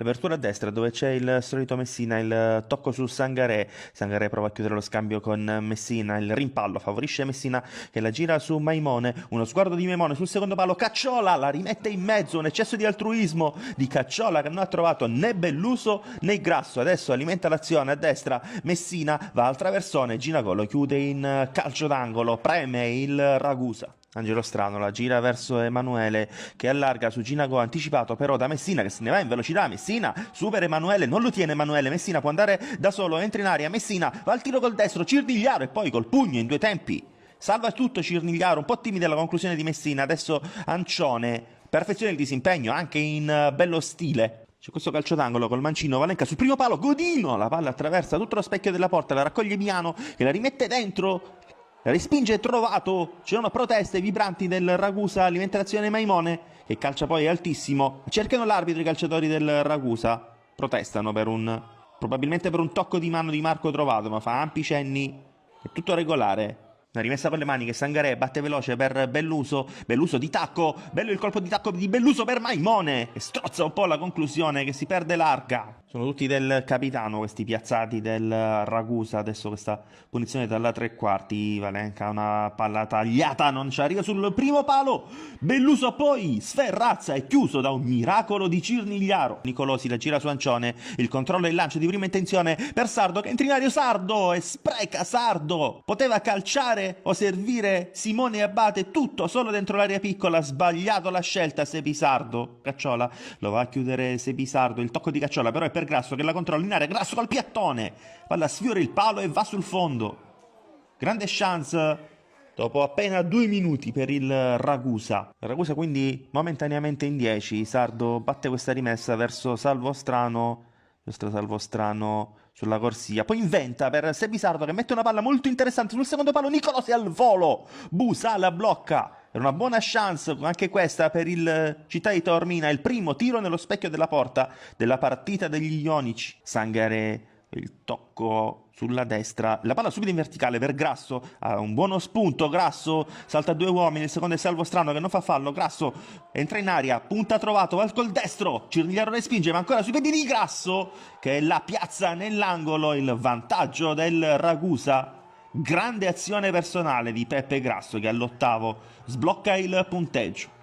Non riesce il Città di Taormina a rendersi pericoloso e adesso il Ragusa a campo con il solito Cacciola che sta macinando i chilometri a sinistra. Cacciola, il traversone sul secondo palo, sbuca Messina in sicurezza. Cirnigliaro si rifugia in calcio d'angolo. Trovato, la gestisce in mezzo al campo e allarga su Ancione di prima intenzione. Ancione, la palla intercettata e può scatenarsi. Peppe Grasso a campo, è un contropiede molto interessante. Grasso numero a superare trovato, Grasso punta alla porta, entra in aria, Ancione non lo tiene, la finta di corpo, 2-0 di giustezza, una gran conclusione di Peppe Grasso a chiudere un'altra grande iniziativa personale. Sardo adesso agisce sul centro-sinistra, il tocco su Bonasera in campo da qualche minuto, restituisce la palla a Sardo, pressato da Battaglia, riconquista palla il Ragusa e prova ad accendersi. Peppe Grasso, ancora un'accelerazione di Grasso che semina i calciatori del Città di Taormina, guadagna il fondo, Grasso si chiude ma poi trova un'imbucata centrale, sbuca Cacciola e la chiude Cacciola all'86esimo, 3-0. Rimessa con le mani di Vantano verso Ancione che cerca Bonasera ma intercetta tutto Battaglia e trova una gran palla in verticale. Battaglia per Belluso che si presenta davanti a Cirnigliaro, Belluso, Cirnigliaro lo chiude. Pesante battuta d'arresto invece per il Città di Taormina anche nella corsa playoff giovedì. Intanto le due squadre si ritroveranno per il ritorno della semifinale di Coppa Italia ancora una volta all'Aldo Campo di Ragusa.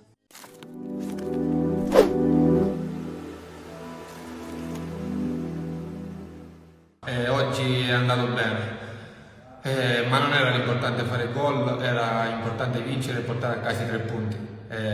Affrontavamo una squadra molto attrezzata perché già abbiamo incontrata mercoledì e sapevamo di che pasta sono fatti. Sì. Il primo alla mia famiglia che mi supporta e mi sopporta, l'altro alla città di Ragusa e tutti i tifosi. Siamo lì e va bene così, ci prendiamo come è giusto i complimenti perché facciamo un duro lavoro settimana dopo settimana.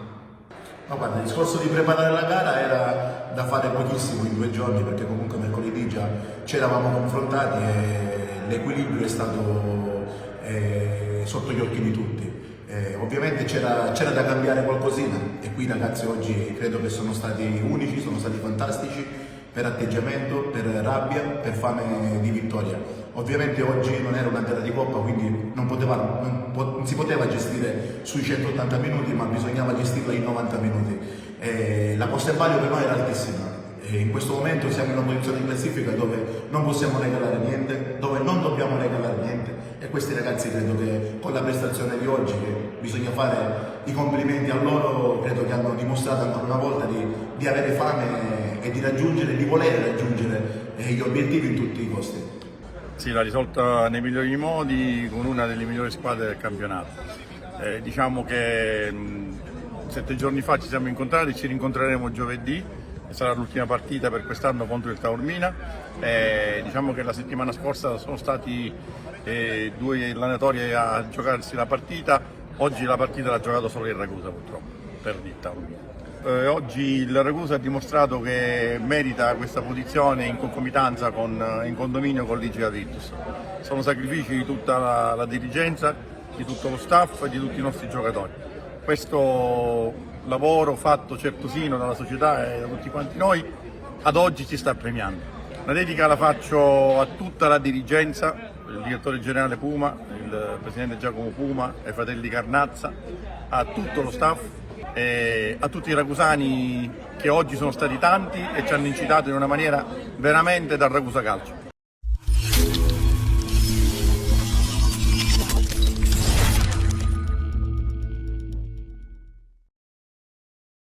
Ragusa al primo posto insieme all'Igea 1946, anche se deve recuperare ancora una partita la squadra di Raciti. Parliamo di questa Igea, ti è piaciuta? L'hai vista giocare? Io l'ho vista, abbiamo vinto 0-1 la settimana dopo il mio arrivo. Sì. Abbiamo vinto 0-1, una grandissima vittoria, però l'Igea Virtus, anche lui, il presidente lì, Barresi, una persona che sta spendendo anche lui, ma lui è un passionale anche lui, è innamorato di quella squadra, lui sta mettendo veramente anima e corpo per vincere questo campionato, ci sta provando con tutte le sue forze. È una Costa 2, lì sarà nello scontro diretto che sicuramente deciderà la vincente di questo girone.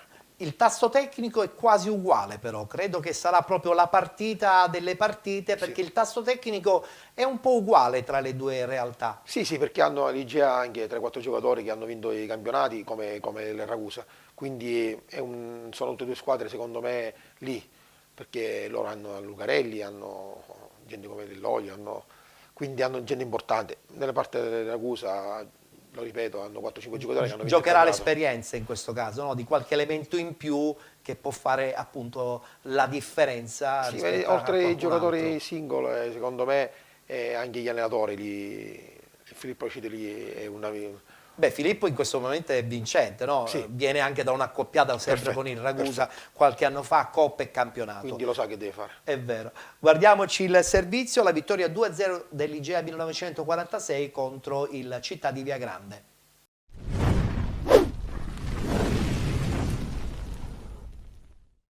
Nuovamente sul manto del Dalcontres Barone, appena rifatto, l'Igea supera con un gol per tempo il Città di Viagrande e si conferma in testa al girone B di eccellenza insieme al Ragusa, che ha però una gara ancora da recuperare. Dopo il primo tentativo ospite operato da Aleo, che chiama Paterniti alla parata, l'Igea la sblocca all'11° quando Lucarelli raccoglie la punizione di Franchina e col sinistro fulmina Pappalardo, spianando i suoi la strada verso la vittoria. Per l'italo-argentino è il quarto sigillo in campionato. I barcellonesi provano subito a chiudere i conti, ma i tentativi di La Spada al minuto 18, quello di Voinea 10 minuti dopo e ancora La Spada al 36° non sortiscono l'effetto sperato. Gli sforzi dei giallorossi però vengono premiati ad inizio ripresa quando il signor Bertolino di Trapani concede loro il calcio di rigore per il fallo in aria di Puccio su De Gaetano. Dagli 11 metri il solito Assenzio spiazza Pappalardo, facendo così Igea 2, Viagrande 0 e gol numero 8 in campionato per il centrocampista egeano. Spinge ancora la squadra di Alizzi, che al 59° si rende minacciosa, prima con La Spada che trova la risposta di Pappalardo e poi con Lucarelli che sulla ribattuta tenta l'acrobazia non trovando lo specchio della porta. L'estremo del Viagrande si fa trovare pronto anche sulle conclusioni di La Spada al 75° e di Bucolo 2 minuti più tardi. Gli ospiti tentano comunque di venire fuori dal guscio provandoci con il neoentrato Palma, che al 77° strozza troppo il destro che si perde sul fondo e con Talotta un minuto dopo il cui tiro finisce di poco alla sinistra di Paterniti. L'ultima emozione della gara è ancora di marca igeana con Bucolo che manda alto sulla traversa il cross dal fondo di Assenzio. Con questo successo il 13° in campionato, il 7° casalingo, l'Igea sale in classifica a quota 42 punti e si conferma in testa al girone insieme al Ragusa, mentre il Città di Viagrande rimane in penultima posizione con 9 punti.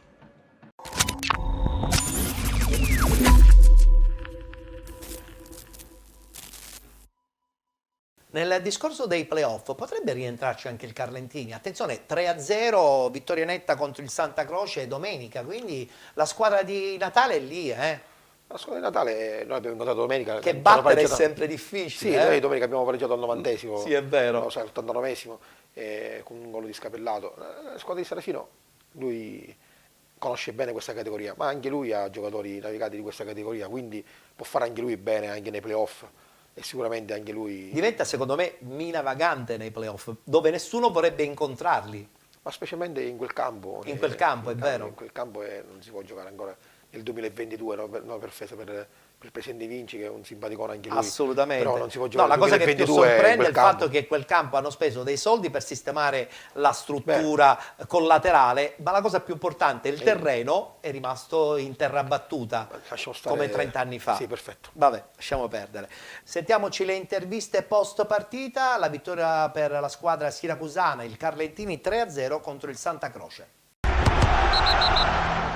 Ma diciamo che il risultato un po' rispecchia quello che abbiamo fatto, però devo dire che abbiamo incontrato una squadra che non ha mollato fino alla fine, Santa Croce, hanno lottato fino alla fine, però oggi c'era un Gallantini che era in palla, un Gallantini insomma, che ha lottato palla su palla, ha messo in campo qualità e alla fine il risultato credo sia giusto. Sono contento perché anche oggi hanno dimostrato, soprattutto la linea che viene nominata poco, viene considerata poco l'atteggiamento, ma grande difesa, grande atteggiamento, ragazzi che stanno dando tantissimo, stanno dimostrando di poterci stare. Guarda, questa è una squadra che ormai veramente sono tutti leader. Io sono contento perché giocatori come Nino, poi quando è andato Simone, lottano, si sacrificano, vengono dietro, si abbassano quando c'è da abbassarsi a lottare e andare a recuperare palle. Questo non è altro che grande spirito di sacrificio e soprattutto grande unione, insomma, tra di loro, perché c'è una grande volontà e una grande considerazione. Quindi bravo Nino, bravi tutti che hanno e stanno vedendo, insomma, in quello che fanno.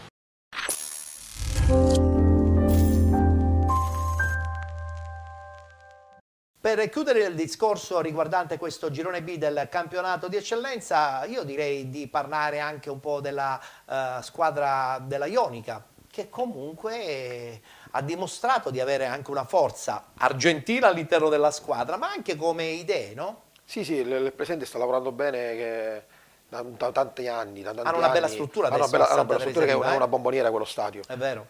Lui, il presidente Sagnibeni, è la persona che veramente sta amando questa città, questo paese, e quindi con questa colonna argentina stanno facendo bene e ogni partita loro fanno veramente, la prendo come una guerra sportiva. È vero. È difficile batterli. Io credo che loro insieme al Carlentini sono due squadre che nei playoff possono veramente, insomma, dare fastidio. Sì, secondo me sì. Io per esempio l'anno scorso con la San Antonio l'abbiamo incontrati nei quarti di finale con la Ionica, e per batterli veramente è stata dura. È stata dura, no? Quindi loro saranno una mina vagante lì nei playoff, loro e il Carlentini. Vedremo cosa succederà. Vedremo cosa succederà. Per chiudere, un'altra ennesima battuta con il direttore sportivo Merola sulla città di Siracusa. Il pubblico, i tifosi, vi sono vicini? Sì, noi credono in questo potenziale miracolo? Loro ci devono credere come ci crediamo noi, devono credere anche loro. La piazza di Siracusa è importante, è molto esigente. Purtroppo all'inizio ci sono stati piccoli sbagli, però ma non fatti per il male. Il presidente giustamente ha avuto gli ultimi 2 giorni della chiusura dell'iscrizione che ha avuto la squadra, quindi sono stati fatti dei piccoli sbagli. Stiamo cercando di rimediare, però i tifosi sono stati sempre vicini, abbiamo avuto un sacco di gente con le 2 partite in casa, più di 1000 spettatori, quindi in eccellenza vedere 1000 spettatori a Siracusa è sempre un'emozione. Ripeto, io sono onorato di essere lì il direttore sportivo.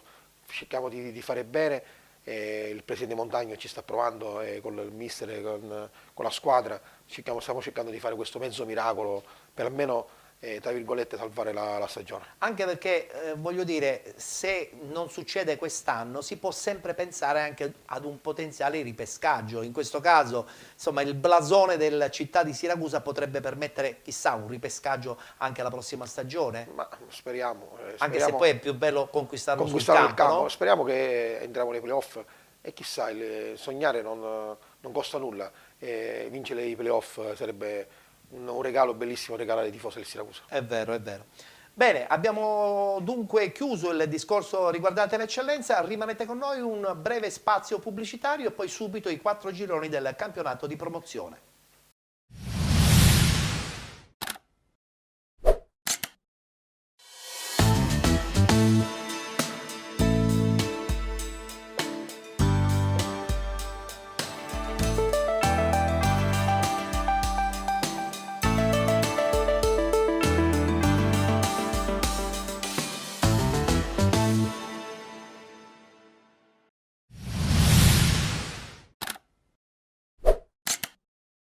Campionato di promozione, 4 gironi che come al solito regalano sempre grandi emozioni. Il campionato di promozione, Emanuele, è sempre un campionato molto intenso, c'è la passione del dilettantismo puro, vincerlo è sempre molto difficile, non so se siete d'accordo. Sì, è vero, vero. Anche se nella promozione una cosa in più è la coppa, la Coppa Sicilia che dà anche l'accesso diretto al campionato di eccellenza. Quindi sì, anche lì la Coppa è importante per la sua Però è anche vero che in questo campionato di promozione quest'anno nei 4 gironi troviamo anche squadre blasonate, cioè la ripartenza di molte realtà parte sempre dalla promozione, per cui anche il tasso tecnico e anche di pubblico è considerevole per un campionato dilettantistico come quello di promozione. Ma è vero, perché in alcuni gironi come c'è il Modica, il Comiso, quindi ci sono squadre importanti, Vittoria, dove gente veramente fino a 10 anni fa faceva un'eccellenza importante. È vero, è vero. Guardiamo subito i risultati del girone A.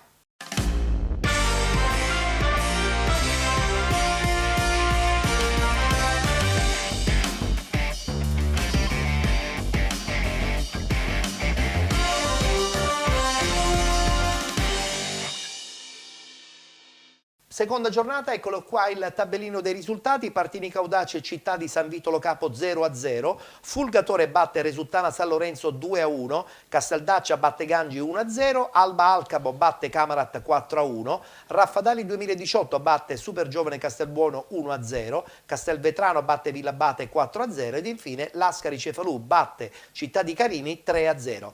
In classifica, come state già ben vedendo, abbiamo l'ulteriore conferma della Resultana San Lorenzo che, seppur perdendo a casa del Fulgatore, rimane sempre al primo posto di questo girone A. Resultana San Lorenzo che comunque è una realtà di Palermo che insomma negli anni ha conquistato tanta visibilità, vorrebbe diventare la seconda realtà di Palermo. Attualmente c'è il CUS Palermo che non naviga in buone acque, quindi il passaggio in eccellenza potrebbe permettere alla Resultana San Lorenzo, che è un quartiere di Palermo, di diventare a questo punto la seconda realtà di Palermo. Però la cosa che più mi sorprende è che comunque la provincia di Palermo non abbia delle realtà forti anche nel campionato di Serie D. Vero. Quest'anno c'è solo il Trapani, sì. Vabbè, capoluogo di provincia. Di Palermo, è vero. E questa cosa ci sorprende, no? Mentre invece qui da questa parte, bene o male, la Serie D è vissuta con più intensità. Ma lì il sogno è a Palermo, il Palermo, quindi secondo me manca qualche squadra di Serie D, il palermitano. Spero che ci sarà in questi anni. Vedremo cosa succederà. Adesso voltiamo pagina e parliamo subito del girone B.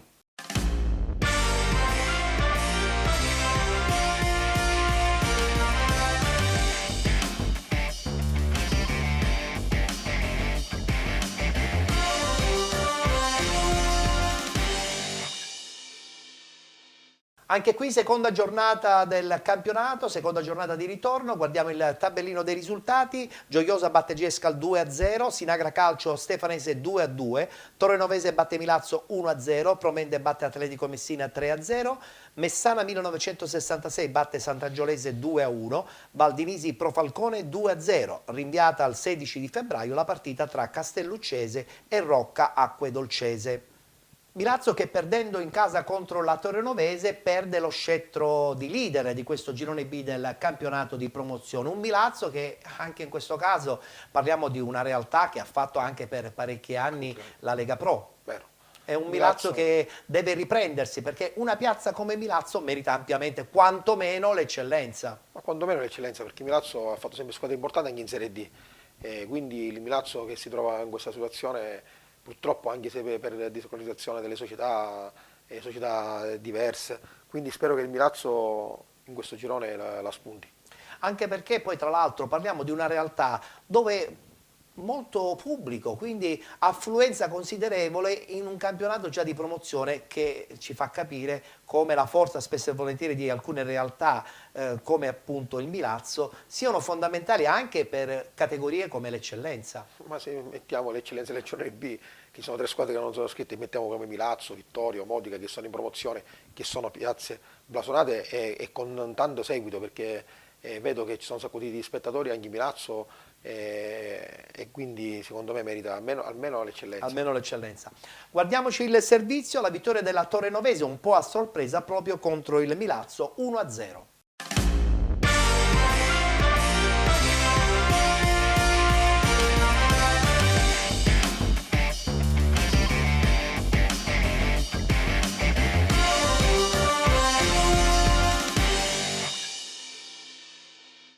L'impresa di giornata la firma la torenovese che al Sarino Giuliano batte la capolista Milazzo che in un sol colpo perde primato in classifica e imbattibilità in campionato. 3 punti alla fine meritati per il rosanero di Nardi che interpretano meglio la gara e rimettono tutto in gioco per il discorso primo posto. E sono proprio i padroni di casa a provarci al 25esimo con la punizione di Adamo che trova un super Oxai a negargli la gioia del gol.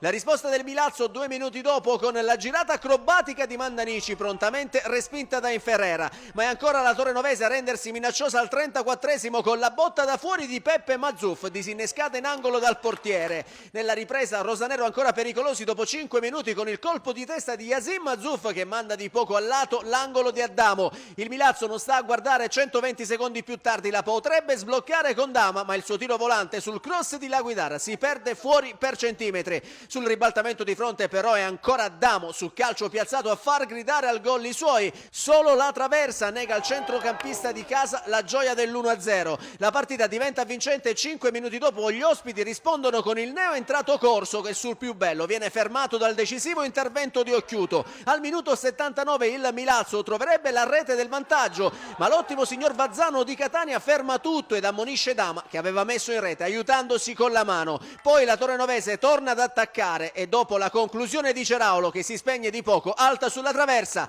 i locali la sbloccano al minuto 81 quando proprio Ceraulo raccoglie la punizione di Adamo e da pochi passi mette dentro il pallone che fa esplodere di gioia i tifosi rosanero. Gol pesantissimo quello messo a segno da Basilio Ceraulo che spezza l'equilibrio della gara firmando così l'1-0 per la torenovese e il suo quarto sigillo in campionato. La formazione di Nardi spinge subito alla ricerca del raddoppio, ma i tentativi di Bucolo 4 minuti dopo e quello di Peppe Mazzuffa all'86esimo non sortiscono l'effetto sperato. Il Milazzo perde così l'imbattibilità e scivola in seconda posizione con 30 punti, mentre la torenovese sale a quota 29 in terza posizione e a 2 sole lunghezze dalla capolista Promende.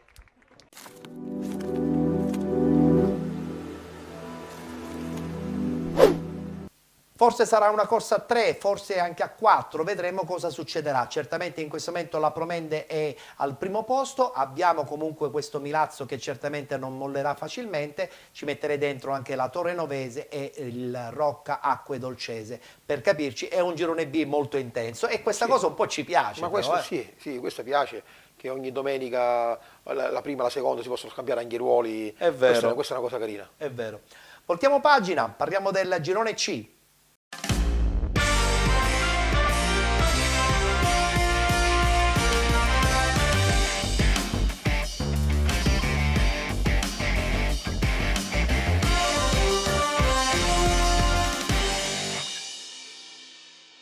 Risultati a sorpresa, guardiamo subito il tabellino degli incontri con la vittoria importante dell'FC Motta 3-2 contro il San Gregorio, Lavinaio batte Don Bosco 2000 1-0, Mister Bianco batte Armerina 1-0, Atletico 1994 Realaci 0-0, Atletico Nissa batte Città di Calatabiano 1-0, Leonfortese vittoriosa a Belpasso per 1-0, Gimminica Scordia Ciclope Bronte 1-1. In classifica sottolineiamo certamente la salita della Leonfortese al primo posto in coabitazione con l'FC Motta, con 36 punti troviamo il Realaci, a seguire l'Atletico 1994 con 31 punti e poi via via tutte le altre con l'Atletico Nissa e la Gimminica Scordia a 23. Un girone C molto ingarbugliato perché la Leonfortese di Gaetano Mirto, che tu sicuramente conoscerai bene, è una squadra che è in continua ascesa, finalmente raggiunge questa vetta di questo girone C, ma almeno questa settimana con l'FC Motta. E poi abbiamo il Realaci che da qualche settimana ha perso qualche punto fondamentale, perdendo anche la vetta, ma credo che sono queste le 3 squadre che lotteranno per la vittoria finale. Sì, io conosco questo girone, perché conosco un sacco di giocatori e lo seguo molto questo girone anche per me, per lavorarci. E che cosa vedi tu? L'FC Motta, la Leonfortese o il Realaci? L'FC Motta ha tanti giocatori che hanno vinto la squadra in promozione, hanno vinto un sacco di campionati anche con la San Antonio, come Sinatra, anche altri giocatori. Quindi la Leonfortese invece ha un allenatore che questa categoria la conosce bene, che è Gaetano Mirto, che ho avuto anche il piacere che mi ha allenato a me. Quindi Mirto è bravo. E poi c'è anche ti manca anche e poi c'è anche il Realaci che ha tanti giocatori anche catanesi che conosco, Quindi, Per chi fai il tifo?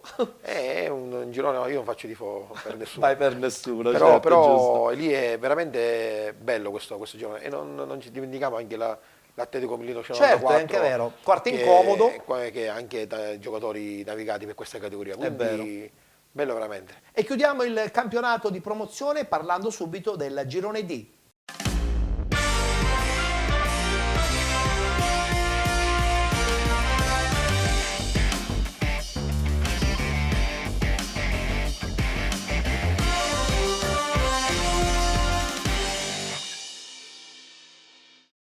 Non gioca il Mazzarrone, non ne approfittano certamente anche le inseguitrici. Guardiamo subito il tabellino dei risultati. Pro Ragusa che perde in casa contro il Club Calcio Vittoria 2020 per 4-0, RG Calcio Scicli 2-2, Città di Avola 2020, Città di Canicattini 1-1, Città di Comiso batte Modica Calcio 2-0, Frigentini batte Megara 1908 1-0. Come ho detto poc'anzi, rinviata la partita Mazzarone Sporting Eubea, vittoria della Nuova Città di Gela 2-0 contro il Priolo Gargallo. In testa troviamo ancora il Mazzarone con 35 punti, seppur con una partita in meno. A seguire il Città di Comiso con 29, il Modica con 28 ed il Frigentini con 25 e poi via via tutte le altre. Anche questo è un girone abbastanza interessante comunque, no? Questo però è un po' più delineato rispetto agli altri, perché c'è il Mazzarone con una partita in mano. Solo il Mazzarone può perdere il campionato, anche se il Modica come blasone, come società e come giocatori non mi aspettavo questo distacco con il Mazzarone. È anche vero che tutta la provincia di Ragusa si sta muovendo da qualche anno a questa parte. Adesso c'è Ragusa che è in ascesa, c'è lo stesso Mazzarone, c'è anche il Città di Comiso, volendo anche il Modica, quindi c'è fermento. Io spero che Vittoria, Comiso e Modica, tutte e tre vanno in eccellenza. Parliamo di squadre che hanno fatto la Serie D un paio di anni fa. Quindi io veramente sono di Catania, ma lo spero con tutto il cuore perché ho giocato contro queste squadre e so che tifoserie hanno, che passione hanno in questi paesi. Vedremo come andrà a finire quantomeno la griglia dei playoff, perché come detto poc'anzi il Mazzarone sembrerebbe avere una chance in più rispetto a tutte le altre, no? Sì, ma lo può perdere solo loro, hanno anche una partita in meno e hanno uno distacco mi sembra di 5-6 punti. Sono 6 punti. 6 punti, una partita in meno, quindi solo loro possono perdere. Vedremo cosa succederà nelle prossime settimane, per intanto ci fermiamo con il campionato di promozione, passiamo subito ai risultati con il rullo riguardante i 7 gironi del campionato di prima categoria.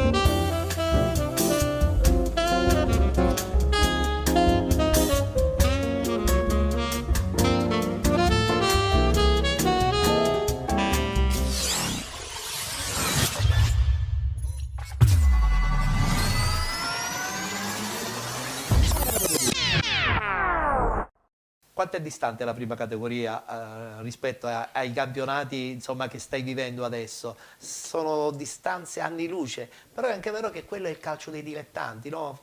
E parte tutto da là volendo sì, un po'. Vero.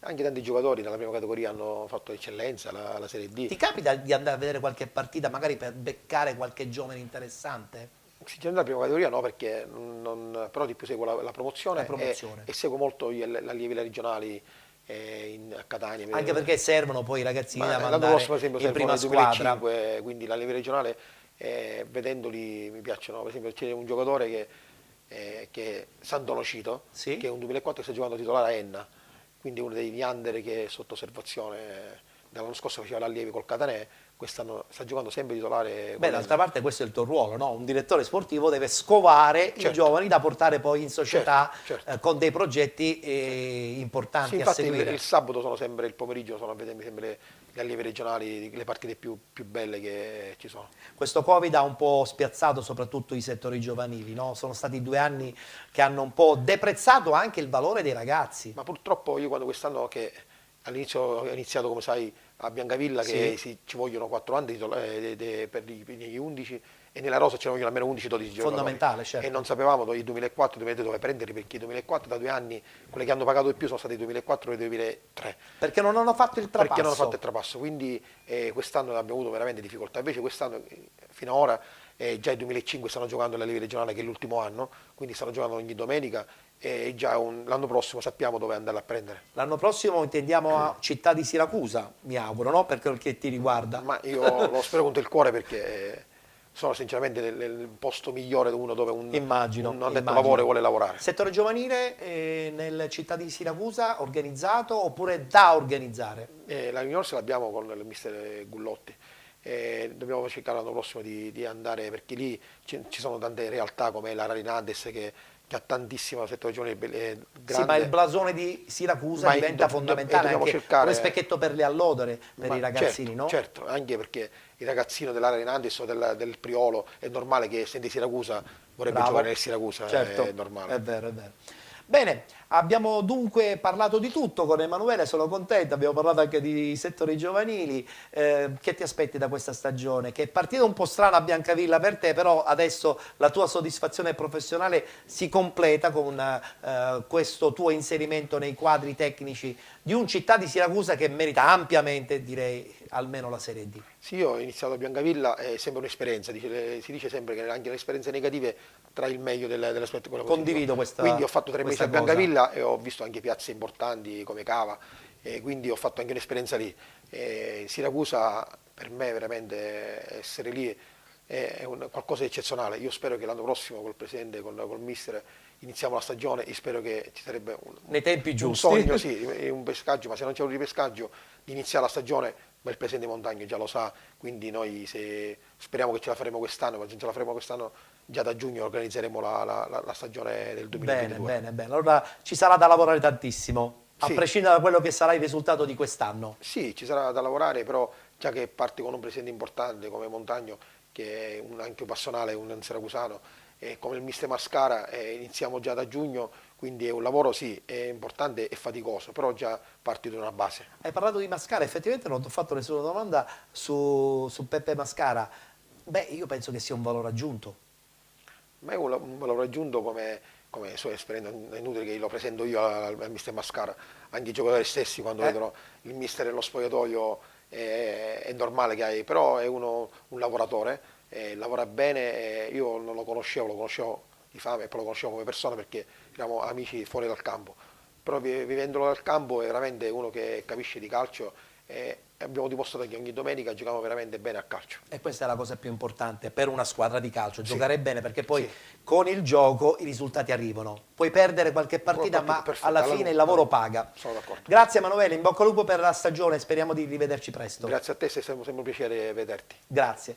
Bene, abbiamo concluso anche per questa settimana la nostra puntata di penalty, in onda su Gold 78 il martedì, e vi anticipiamo che dalla prossima settimana saremo anche in onda sul canale 17 ogni mercoledì e giovedì tra le 13 e le 14. Pertanto, amici fedelissimi ed intenditori del calcio dilettantistico, penalty vi seguirà praticamente per tutta l'intera settimana. Grazie a tutti e appuntamento alla prossima settimana.